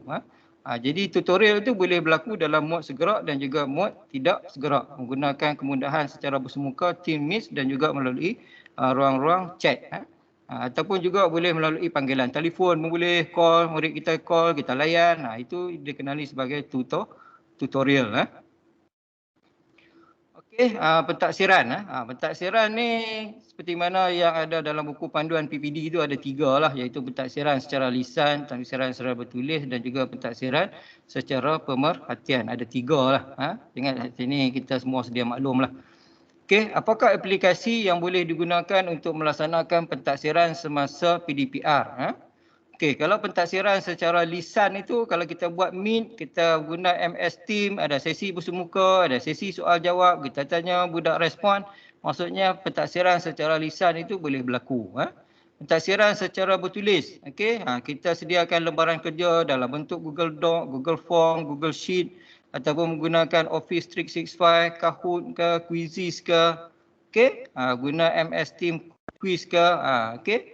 Ini adalah merupakan pentaksiran secara bertulis. Dalam Google Classroom, kalau guna Google Classroom, platform Google ni, dia panggil Google Doc, Google Form, Google Sheet lah. Tapi kalau MS Team, dia menggunakan Office 365 lah. Dalam tu ada Words, dalam tu ada Excel, dalam tu ada PowerPoint, dalam tu ada quiz juga. Kahoot, Quizizz, kita boleh masukkan.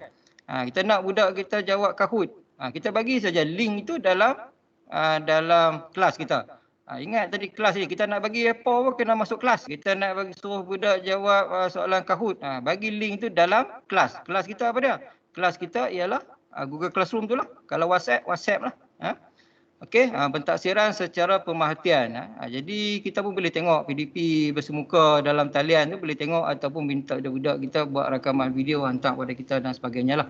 Jadi tools-tools ini, teknologi seperti Google Meet, Quizizz, Kahoot, Google Doc, Google Sheet, Office, Teams, semua tu, teknologi itu akan membolehkan kita melaksanakan pentaksiran. Okey, bagaimana melaksanakan PDPR secara luar talian? Secara luar talian, saya sentuh sikit lah.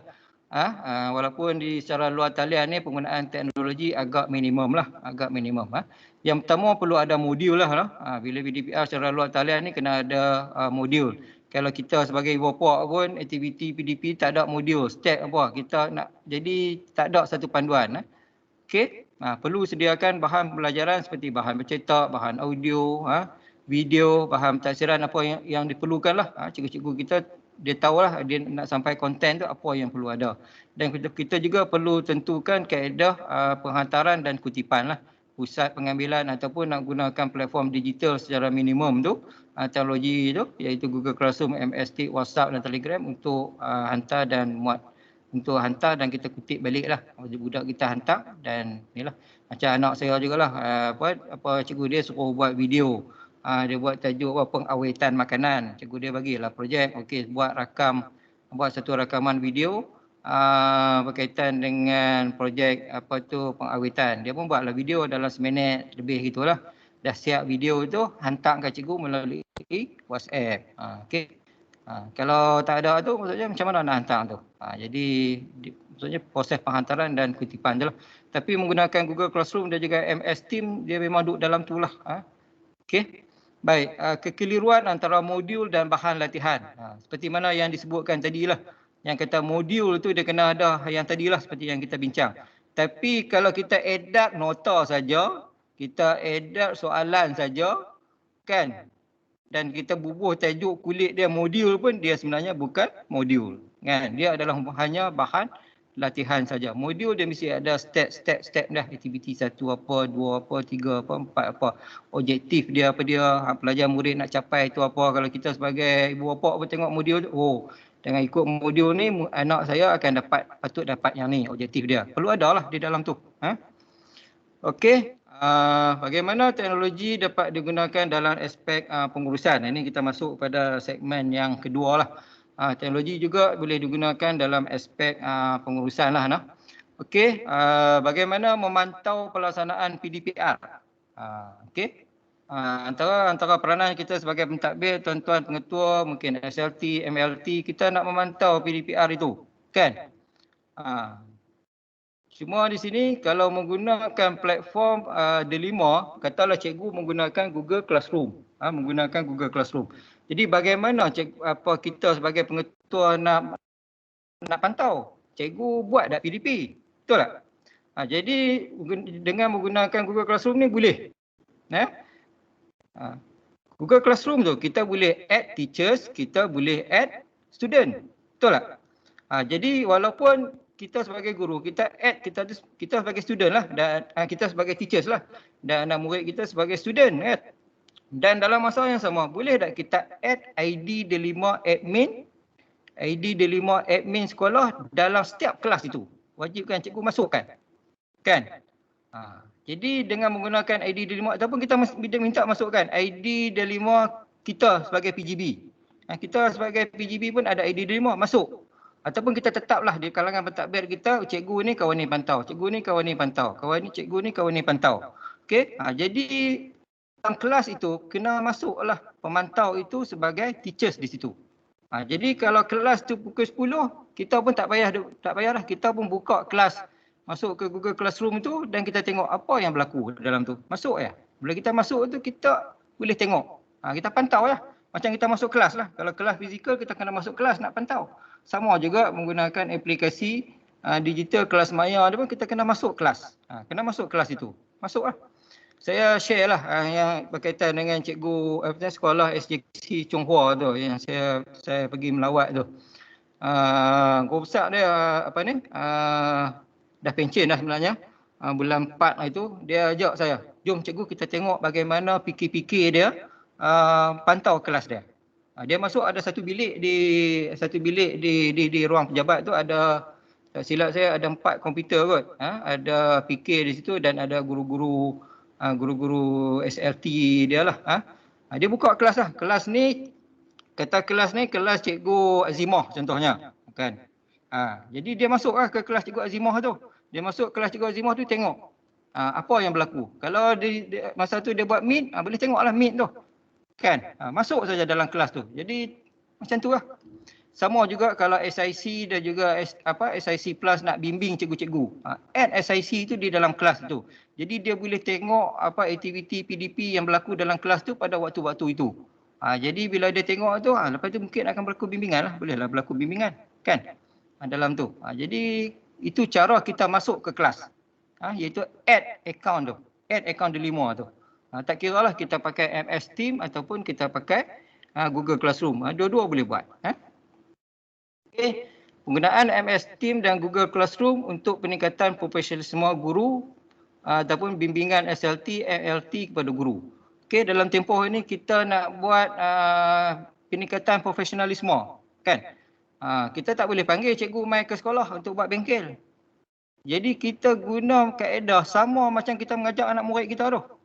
Guna kaedah yang sama, kita buat khusus kepada cikgu-cikgu kita menggunakan platform Google Classroom ataupun menggunakan platform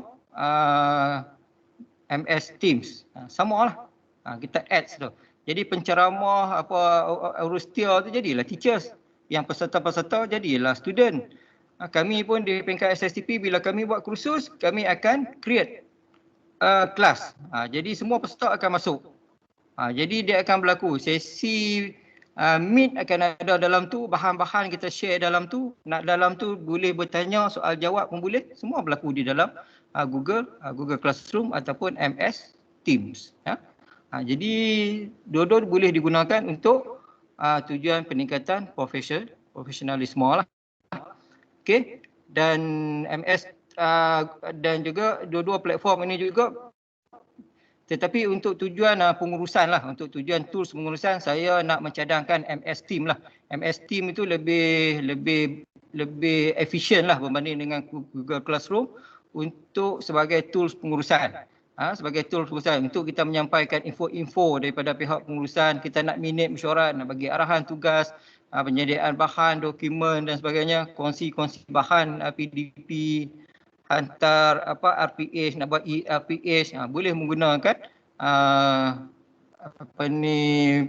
aplikasi di bawah Delima. Tapi saya sangat-sangat mencadangkan MS Team lah kalau untuk tujuan pengurusan. Kalau tuan-tuan perasan, saya dah bagi satu sebelum sesi sharing ini bermula, saya dah minta Eurostia untuk share dia punya link untuk join ke MS Team. Kalau tuan-tuan masuk di situ, tuan-tuan dah merasai dah apa yang boleh ada di dalam MS Team itulah. Dan kita juga boleh berkongsi dokumen-dokumen di SKP, modul-modul dan sebagainya, boleh share dalam tu. Okey, ini dan MS Team ni juga, MS Team ni boleh menyelesaikan isu pengurusan data. Ini sebagai satu contoh lah. Isu pengurusan data PBD dapat diselesaikan dengan menggunakan MS Team. Jadi kita boleh create satu Teams, contohnya Teams PBD. Sekolah apa-apa, contohlah. Kemudian di situ kita create lah channel-channel yang berkenaan. Dan kita boleh masukkan template pelaporan PBD dalam tu. Contohnya template pelaporan, terutama sekali template pelaporan yang induk tu, yang dalam satu file tu yang semua mata pelajaran cikgu nak kena in di situ. Jadi cikgu-cikgu boleh masuk ke MS Team, dia buka file yang berkenaan, dia edit. Cikgu BM isi bahagian BM, cikgu BI isi bahagian BI, cikgu geografi isi saja cikgu geografi. Kan, dia isi. Selesai semua, siaplah. Dan kita sebagai pentadbir pun boleh pantau, masuk. Oh, tengok ni, oh cikgu ni tak isi lagi, cikgu ni tak isi lagi. Tak payah duk tanya. Ni buat pula dalam satu mohon maklum balas cikgu-cikgu yang telah melengkapkan. Okey, buat copy paste pula 1 2 3 copy paste buah nama, copy paste buah nama, copy paste buah nama. Ceretet pasal tu kan. Itu antara mungkin kaedah yang digunakanlah kan. Jadi boleh masuk saja dan boleh edit file yang sama, boleh diedit oleh ramai orang guru. Boleh edit sama-sama. Boleh edit sama-sama. Dan kita pun boleh pantau. Dan cikgu tu bila dia nak ubah. Sebab pentaksiran PPD ni ada berterusan. Bila dia buat, yang ni budak ni dah boleh kepada TP berapa untuk bahagian-bahagian mana. Okey, dia boleh buat dalam masa tu lah. Yang sama. Sekarang ni saya tengok kadang-kadang cikgu dia isi dalam modul offline dia. Lepas tu hantar pula kat guru tingkatan. Guru tingkatan nak isi pula. Tak payah. Kita buat cikgu di peringkat cikgu subjek selesai. Guru tingkatan dia pantau saja. Menggunakan MS Team sini. Boleh digunakan. Ini adalah salah satu contoh lah penggunaan MS Team dalam pengurusan. Contohnya untuk pengurusan data berkaitan dengan PBD. Lain-lain pun boleh lagi lah, banyak lagi. Dan kami di SSTP boleh, insyaAllah lah kalau ada sekolah-sekolah yang berkeperluan, kita boleh atur untuk kita buat in-house training secara dalam talian ni untuk bimbing cikgu-cikgu kita. Okey, ini contoh MS Team dalam menyelesaikan masalah pengurusan pejabat. Ini saya ambil contoh MS Team Office SSTP GPN Kedah. Ini contoh dia. Sekarang ni mesyuarat, bengkel, taklimat, semua kita buat dalam tu. Contohnya macam saya di peringkat sektor, setiap hari Khamis kita ada perjumpaan mingguan. Jadi masuk dalam ni saja. Semua berlaku dalam ni. Ada surat masuk, saya perlu minit kepada tindakan pegawai. Jadi saya akan minit dalam ni. Ada channel-channelnya. Untuk pengurusan ada channelnya. Saya akan masuk itu, okey, tajuk, okey. Contohnya seperti yang terdapat ni, kata program Microsoft Showcase MSS Fasa 2 bagi tahun 2021. Surat pun kita attach di dalam tu. Dan saya akan mention untuk tindakan. Encik Zahari mohon ambil tindakan. Okey, kita minit di situ. Ada surat baru masuk, kita minit di situ. Ada maklum balas yang perlu dijawab, kita upload, kita bagi arahan. Okey, pegawai binaan sila lengkapkan maklum balas ini. Dia pun isi dalam tu. Kan? Secara dalam talian. Buka. Sebab Word, Excel, PowerPoint semua boleh dibuka di dalam MS Team dan boleh edit dan tak perlu upload lagi. Edit dia akan auto save dalam tu. Sangat-sangat bagus. Laporan kehadiran pun sama juga. Setiap hari pegawai saya akan buat satu posting untuk tarikh ni sila maklum laporan kehadiran. Jadi mereka akan masuk bahagian reply saja. Yang mana hadir ke pejabat dapatkan maklum saya mereka hadir ke pejabat. Yang mana BDR lah. Yang mana cuti mereka maklum. Di dalam platform ini. Dan kita boleh juga untuk discuss untuk isu apa, kita boleh buat posting satu isu. Isu ni dan kita nak bincang itu. Jadi kita boleh komen. Boleh masuk bahagian reply untuk bagi pendapat dan sebagainya. Dan jika perlu bersemuka, kita klik saja Meet untuk sesi bersemuka. Tidak ada masalah. Jadi sangat baik untuk tools pengurusan. Ada surat masuk, ada pemakluman masuk kan. Contohnya ada apa-apa surat daripada jabatan, daripada KPM jabatan masuk sampai ke sekolah. Kita maklumkan sini. Kalau tindakan perhatian semua, kita maklum untuk semua. Kalau tindakan itu untuk tindakan siapa-siapa, kita boleh mention di situ.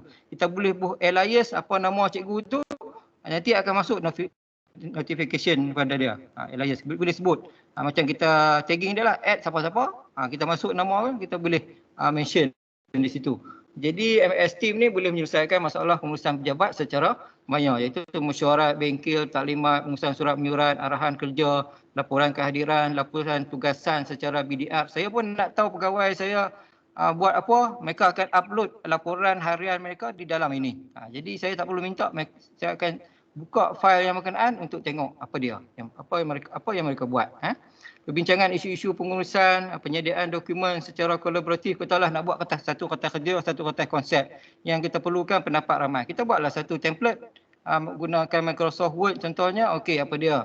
Tajuk, objektif, apa semua tu. Dan masing-masing boleh edit di situ. Jadi kau ni boleh tambah ni, tambah sini. Dan kita murnikan. Dan akhirnya menghasilkan satu kertas kerja. Nak buat pelaporan dan sebagainya, boleh buat secara kolaboratif di dalam menggunakan MS Team. Pengurusan fail, surat-surat semua saya upload di situ. Buku-buku panduan manual kerja, my portfolio pegawai saya pun upload dalam tu. Ada dalam tu. Borang keberhasilan mereka pun akan upload di situ. Jadi saya buka MS Team ni, saya boleh dapat semua benda. Okey, hari ni MS Team ni sangat-sangat berkesan untuk sebagai tools pengurusan pejabat lah. Okey, tuan-tuan boleh cubalah, boleh cuba. Kalau nak buat tinjauan survey pun boleh buat. Kalau tuan-tuan ya dah masuk dalam grup yang saya dah bina tu, SSTP bersama dengan PGB tu, tuan-tuan masuk, ada survey-survey yang saya minta, boleh isi survey-survey yang berkenaan dalam tu. Boleh buatlah. Okey, seterusnya berkaitan dengan sedikitlah, ini mungkin slide yang last kot. Peranan PGB dalam pengurusan D5 lah, sebab saya perlu juga komitmen tuan-tuan dan puan lah. Yang pertama, pastikanlah semua ID diedarkan kepada guru dan murid lah. Jangan ada murid kita yang tak dapat lagi. Walaupun kalau kita buat Google Classroom, contohnya sebahagian saja murid kita boleh join. Teruskan. Janganlah kerana ada 10 orang saja join, kita berhenti. Teruskan. Sebab apa yang kita maklum dalam Google Classroom, nanti kita boleh copy paste dalam WhatsApp contohnya. Jadi jangan tinggal Google Classroom. Dalam tempoh transisi ini, kita guna dua-dua. Sebab Google Classroom dan juga MS sangat-sangat baik lah. Sangat-sangat baik. Memastikan taklimat, latihan, PLC, perkongsian amalan terbaik berkaitan dengan penggunaan ID5 pada guru dan juga murid dilaksanakanlah. Kena buatlah. Cuba buat, tengok, bimbing, tengok macam mana, apa-apa kaedah. Saya pun kadang-kadang bantu juga. Kadang-kadang sahabat-sahabat kita duk ni tanya, okey, murid ni tak boleh buat ni, tak boleh buat ni. Jadi untuk bimbing dia, kadang-kadang saya record saja skrin. Saya buka, saya record, kemudian saya share balik video tu. Lepas tengok video tu, okey, anak murid dia tengoklah, contohnya macam wife saya pun cikgu juga. Kadang dia guna Google Classroom, bila dia bagi satu assessment, budak-budak dia tak boleh nak edit dalam tu, ada masalah. Jadi saya cuba bantu, saya buka, dan saya buka tu guna telefon, saya recordkan apa yang saya buat di telefon, macam mana nak edit file yang berkenaan. Lepas tu video itu share dengan anak murid dia, dan anak murid dia follow dan boleh buat benda tu. Okey, memastikan semua guru dan murid mengaktifkan ID D5 lah. Kena aktif lah. Ada ID yang belum aktif yang telah diterima pada 2019 lah, 2021. Ada lagi ID yang belum diaktifkan. Okey, menggalakkan guru-guru menggunakan platform D5 sebagai kelas utama dalam pelaksanaan PDP lah. Menggalakkanlah, kita guna perkataan menggalakkanlah. Kita tak nak wajibkan, tak boleh. Tapi kita galakkan. Saya ingat cikgu tak ada masalah dari segi peranti dan juga akses internet. Murid kita mungkin ada isu. Walaupun tak 100% murid kita boleh join, teruskan juga. Dan gunalah dua platform itu secara serentak. Okey, saya ingat tuan-tuan pun telah didedahkan dengan PDP terbeza, betul tak? Jadi keperluan murid terbeza, kita guna pendekatan berbeza. Dia tak boleh setiap murid tu, semua murid kita ada 30 orang, semua tu satu kaedah saja. Saya ingat tak kot, sebab PDP terbeza. Kalau yang mana boleh online, kita buat secara online. Yang mana yang tak ada online, kita bantu secara offline. Jadi PDP terbeza tu perlu kita lihatlah. Saya ingat SIC plus, SIP plus ada di sini, boleh bimbing, bantu cikgu-cikgu lah. Dan pantau jugalah status penggunaan ID D5 secara bulanan. Tengok cikgu mana guna, cikgu mana tak guna kan. Kita boleh pantau melalui admin D5. Admin D5 tanyalah admin D5, minta data tu ada. Tuan-tuan minta kat admin D5 tu. Dia pun boleh ambil daripada dashboard analisis ni. Bulan ni berapa persen cikgu kita login, murid kita berapa persen login, ada dalam dashboard D5. Admin D5 telah diberi taklimat untuk dapatkan benda-benda ni. Dan memberi motivasi dan pengiktirafan kepada pengguna yang aktif. Ini mungkin tuan-tuan boleh buatlah di peringkat nak bagi sijil ke, nak bagi apa, tu pulang pada tuan-tuan lah. Dan menjadi suri teladan dalam penggunaan aplikasi di bawah D5.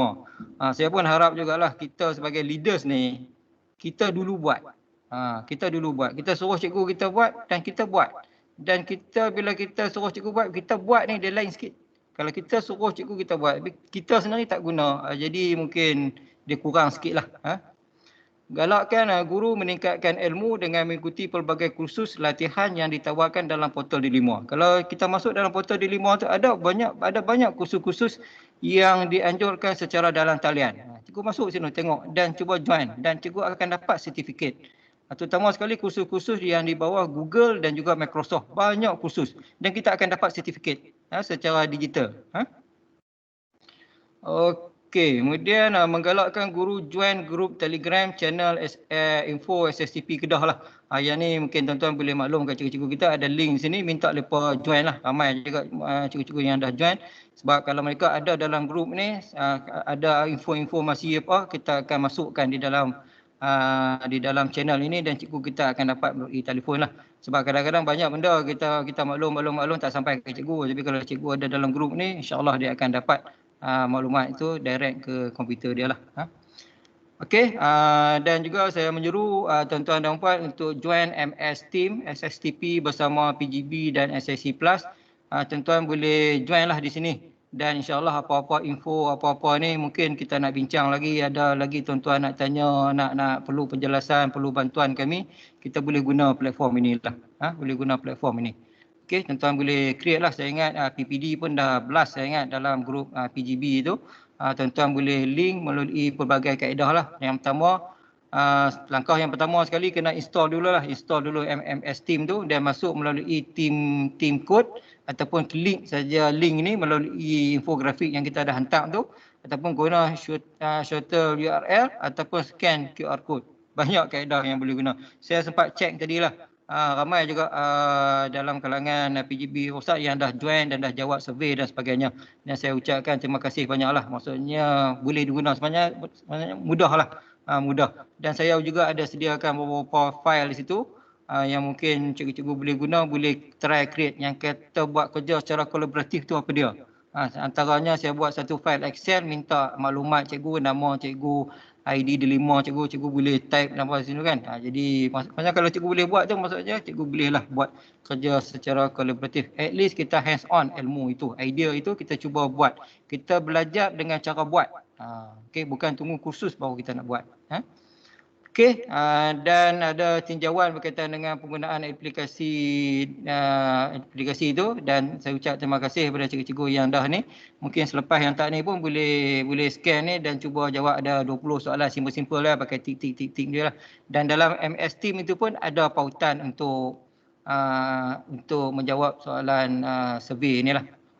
Khas untuk PGB lah yang ni ya. Okey, kesimpulan dia hari ini guru lebih tahu keperluan murid, guru boleh buat pilihan yang terbaik lah. Yang kita bincangkan, yang saya share ini antara alternatif yang kita boleh guna pakai lah. Jadi terserah balik kepada sekolah, serah balik kepada cikgu untuk buat keputusan apa yang terbaik untuk anak murid cikgu. Kita tak buat satu hukum lah, kena guna yang ni, kena guna yang ni, tak ada. Jadi serah balik. Kita cuma bagi alternatif dan cikgu cuba, lagi cikgu buatlah keputusan. Pendekatan bagi setiap murid mungkin tidak sama. Aspek pembelajaran terbeza perlu juga diberi perhatian lah. Jadi pendekatan mungkin tak sama bagi setiap murid. Jadi kalau kita pakai satu kaedah saja, kita kata murid kita tak ada telefon, tak ada akses internet, tak boleh buat online, kita nak pakai modul saja. Padahal ada yang ada boleh. Jadi kita tak manfaatkan, jadi malang lah bagi dia. Yang mana boleh online kita layan cara online, yang mana tak boleh buat online kita buat secara offline. Okey, tak ada salah dalam setiap pilihan guru. Apa yang cikgu buat tak salah, saya tak kata salah. Cuma mungkin ada kaedah yang lebih baik lah. Jadi sentiasalah kita buat refleksi dan penambahbaikan lah. Tak cuba, tak tahu, mungkin ada yang lebih baik. Jangan tunggu pandai baru nak buat, tapi buatlah sampai pandai. Dan jangan berhenti belajar apabila kita dah start mengajar. Dan sebaik-baik manusia ialah manusia yang beri manfaat kepada orang lain. Saya harapkan perkongsian saya pada hari ini dapat memberi manfaat kepada tuan-tuan dan puan lah. Cuma kalau tuan-tuan perlu lagi untuk nak fokus mana-mana bahagian, boleh menghubungi kami di SSTP dan kita cuba aturlah bersama dengan tuan-tuan dan puan apa yang kita boleh bantu sekolah lah. Saya ingat itu sajalah perkongsian saya untuk hari ini. Yang lebih kurang belajar 1 jam juga Puan Azimah lah. Okey, jadi mengambil masa tuan-tuan dan puan-puan, kalau ada nak tanya apa, saya ingat bolehlah saya ni diserah balik kepada Rustia lah. Baik. Untuk sesi soal jawab dan sebagainya. Baik, terima kasih Tuan Haji Syahir. Banyak kali kita dengar Tuan Haji Syahir menyebut galakkan. Kita kena galaklah guna. Dan janganlah kita sambut yang dia kata kita tak guna. Okey, saya harap dengan pendedahan tu tadi banyak perkara yang kita boleh membantu dari segi PDPR, yang khususnya yang disampaikan oleh Tuan Haji Shahir ini adalah PDPR dalam bentuk classroom dan juga dalam bentuk pengurusan. Okey, saya juga ingin Tuan Haji nak buka kepada platform bersoal jawab ke macam mana Tuan Haji? Boleh. Boleh ya. Okey, tuan-tuan jika ada soalan kita ambil dalam 3 atau 4 soalan untuk kita panjangkan pada Tuan Haji.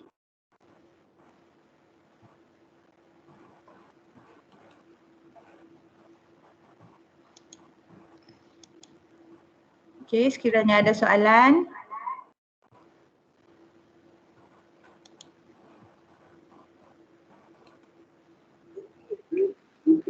Assalamualaikum.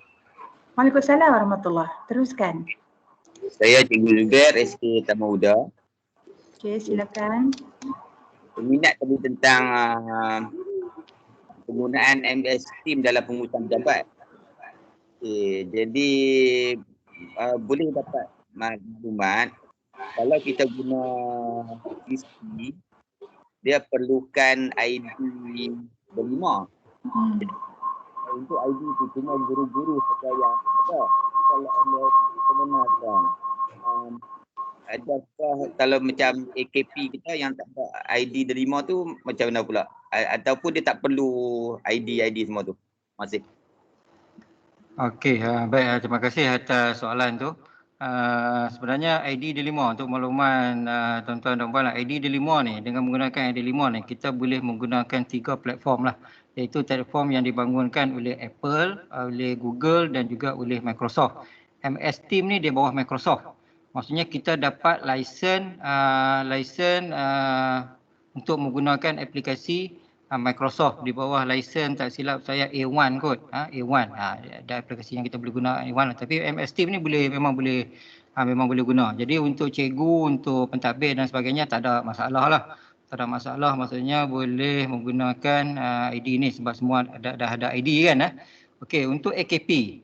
Untuk AKP ni ada 2 choice. Yang pertama, setiap sekolah dia akan ada ID apa dia panggil ID yang lebih tu, ID sementara tu. ID tu dia akan ada 5 temporary ID tu. Okey, kalau rasa kalau tak ada siapa perlukan dah, mungkin tuan-tuan boleh bagilah. Yang kedua, kalau tak mau guna ID yang ID temporary tu, kalau ID temporary tu, kita sebenarnya boleh pergi ke portal Microsoft dan kita register menggunakan email kita. Boleh register dan untuk menggunakan MS Team ni boleh, tak ada masalah. Saya pun di peringkat awal saya di pejabat saya pun ada AKP juga. Kan, ada AKP juga, dan peringkat awal mereka memang tidak dibekalkan dengan lesen Microsoft. Jadi saya minta mereka guna kaedah itulah.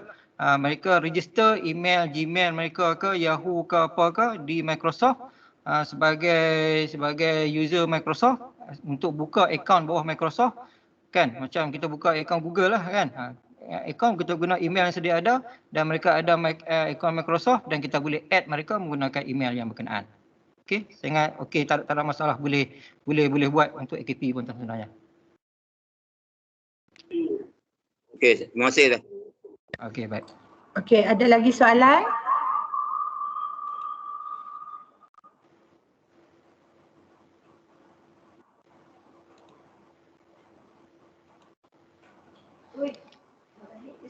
Semua saya harap perkongsian saya pada hari ini akan ada inilah, kita cuba sale hari ini dan ada orang belilah. Kalau tak ada orang beli maksudnya saya gagal sebagai salesman pada hari ini lah. InsyaAllah, insyaAllah. Okay. We will support. Okey, saya rasa kita tutup untuk sesi soal jawab. Kita dah bagi link untuk tuan-tuan share masuk sekali. Jadi tuan-tuan jika ada isu atau soalan, saya rasa boleh kemukakan dalam channel yang kita dah share tadi. Boleh ikut Tuan Haji? Ya, boleh. Okey, baik. Komunikasi lagi dalam tu. Baik. Ya, kami sangat berbesar hati. So bagi pihak PPD Kota Star, insyaAllah we will support dengan especially delima ni lah. Untuk slot yang ketiga iaitu slot daripada timbalan, saya akan share. Sekejap. Saya akan share rumusan daripada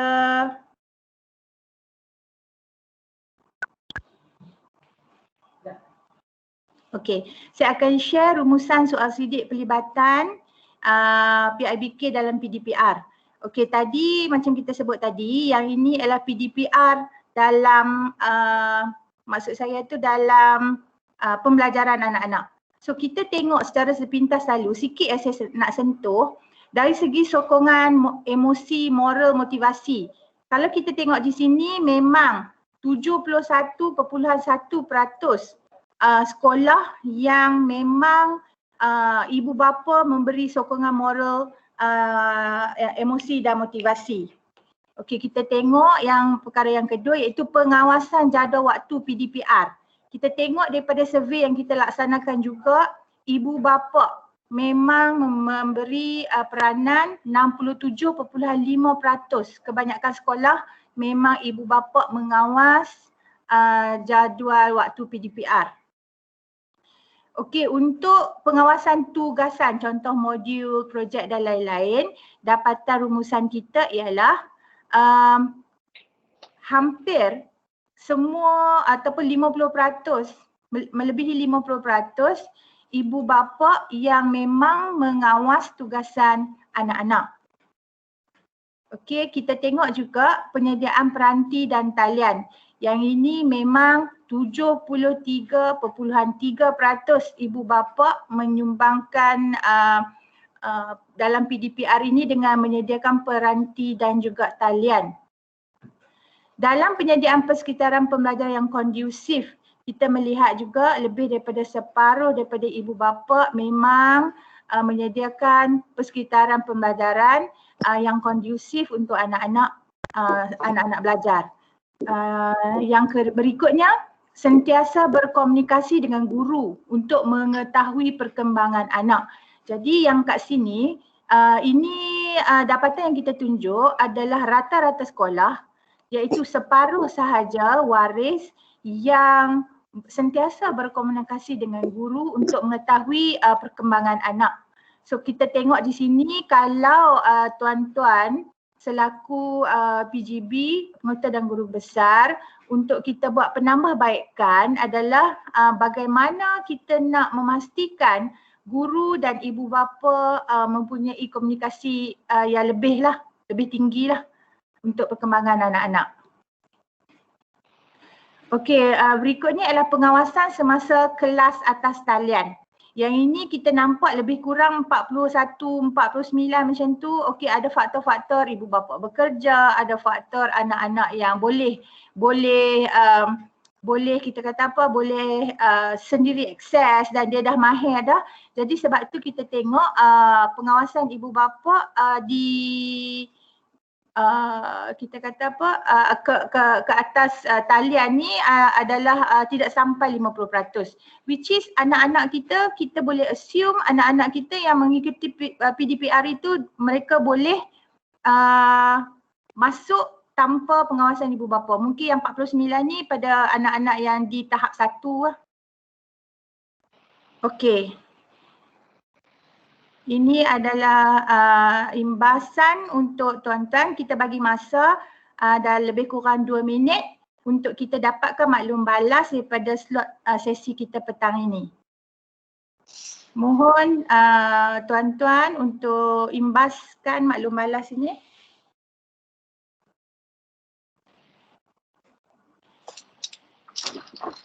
Sekejap lagi kalau yang tak sempat kita akan masukkan dalam grup lah. Okey. Saya ingin sentuh sedikit dari sektor pengurusan sekolah, iaitu berkenaan dengan hasrat seperti kalau kita dengar daripada penyampaian oleh Dato' Amin Senin yang mengatakan PDPR ini adakah satu plan contingency ataupun untuk kita lestarikan, sustainkan sampai selepas pandemik COVID. So bila kita tengok di sini melalui kita kata rumusan survey yang kita laksanakan. Melalui survey yang kita laksanakan, maksud dia pelibatan ibu bapa dalam penyediaan untuk menghadapi PDPR ini sangat banyak. Dah sedia peranti dan sekolah pun dah bersedia, anak-anak pun dah tahu mengaplikasikan gadget.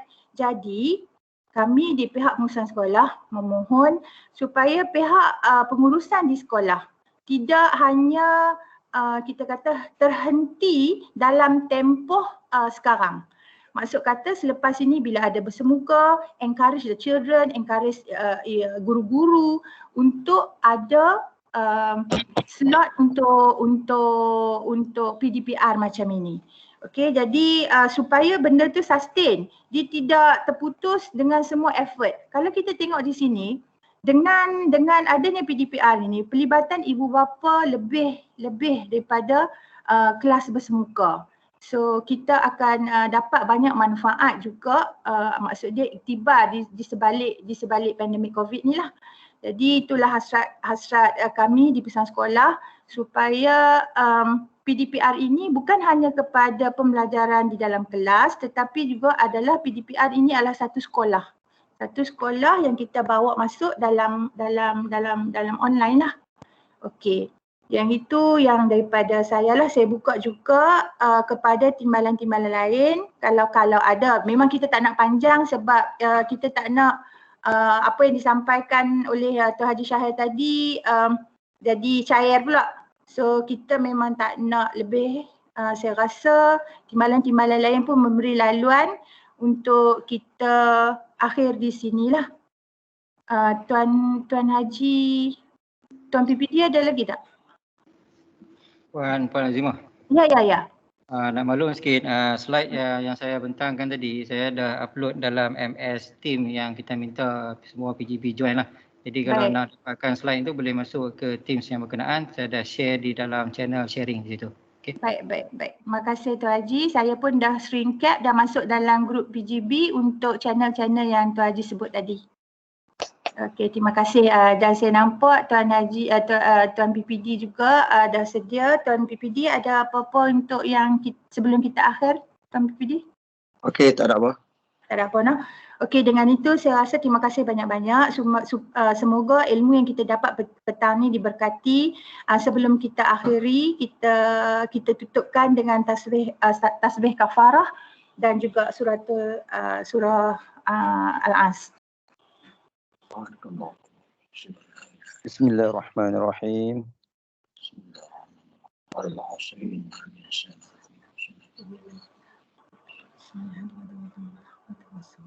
Wa tawassaw bis sabr.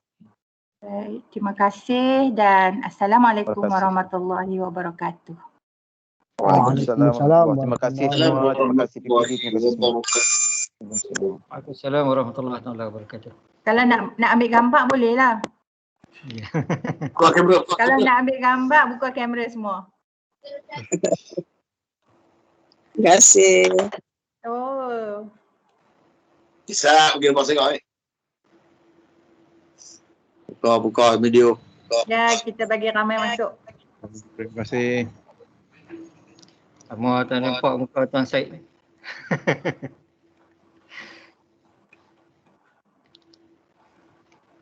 Okey, dah. Okey. Terima kasih. Assalamualaikum. Assalamualaikum. Terima kasih Tuan Haji Ahmad Syahir. Terima kasih Tuan PPD. Terima kasih Puan Azimah.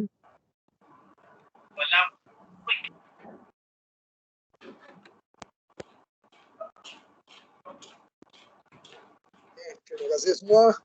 Jumpa lagi. Jumpa lagi bulan depan. InsyaAllah.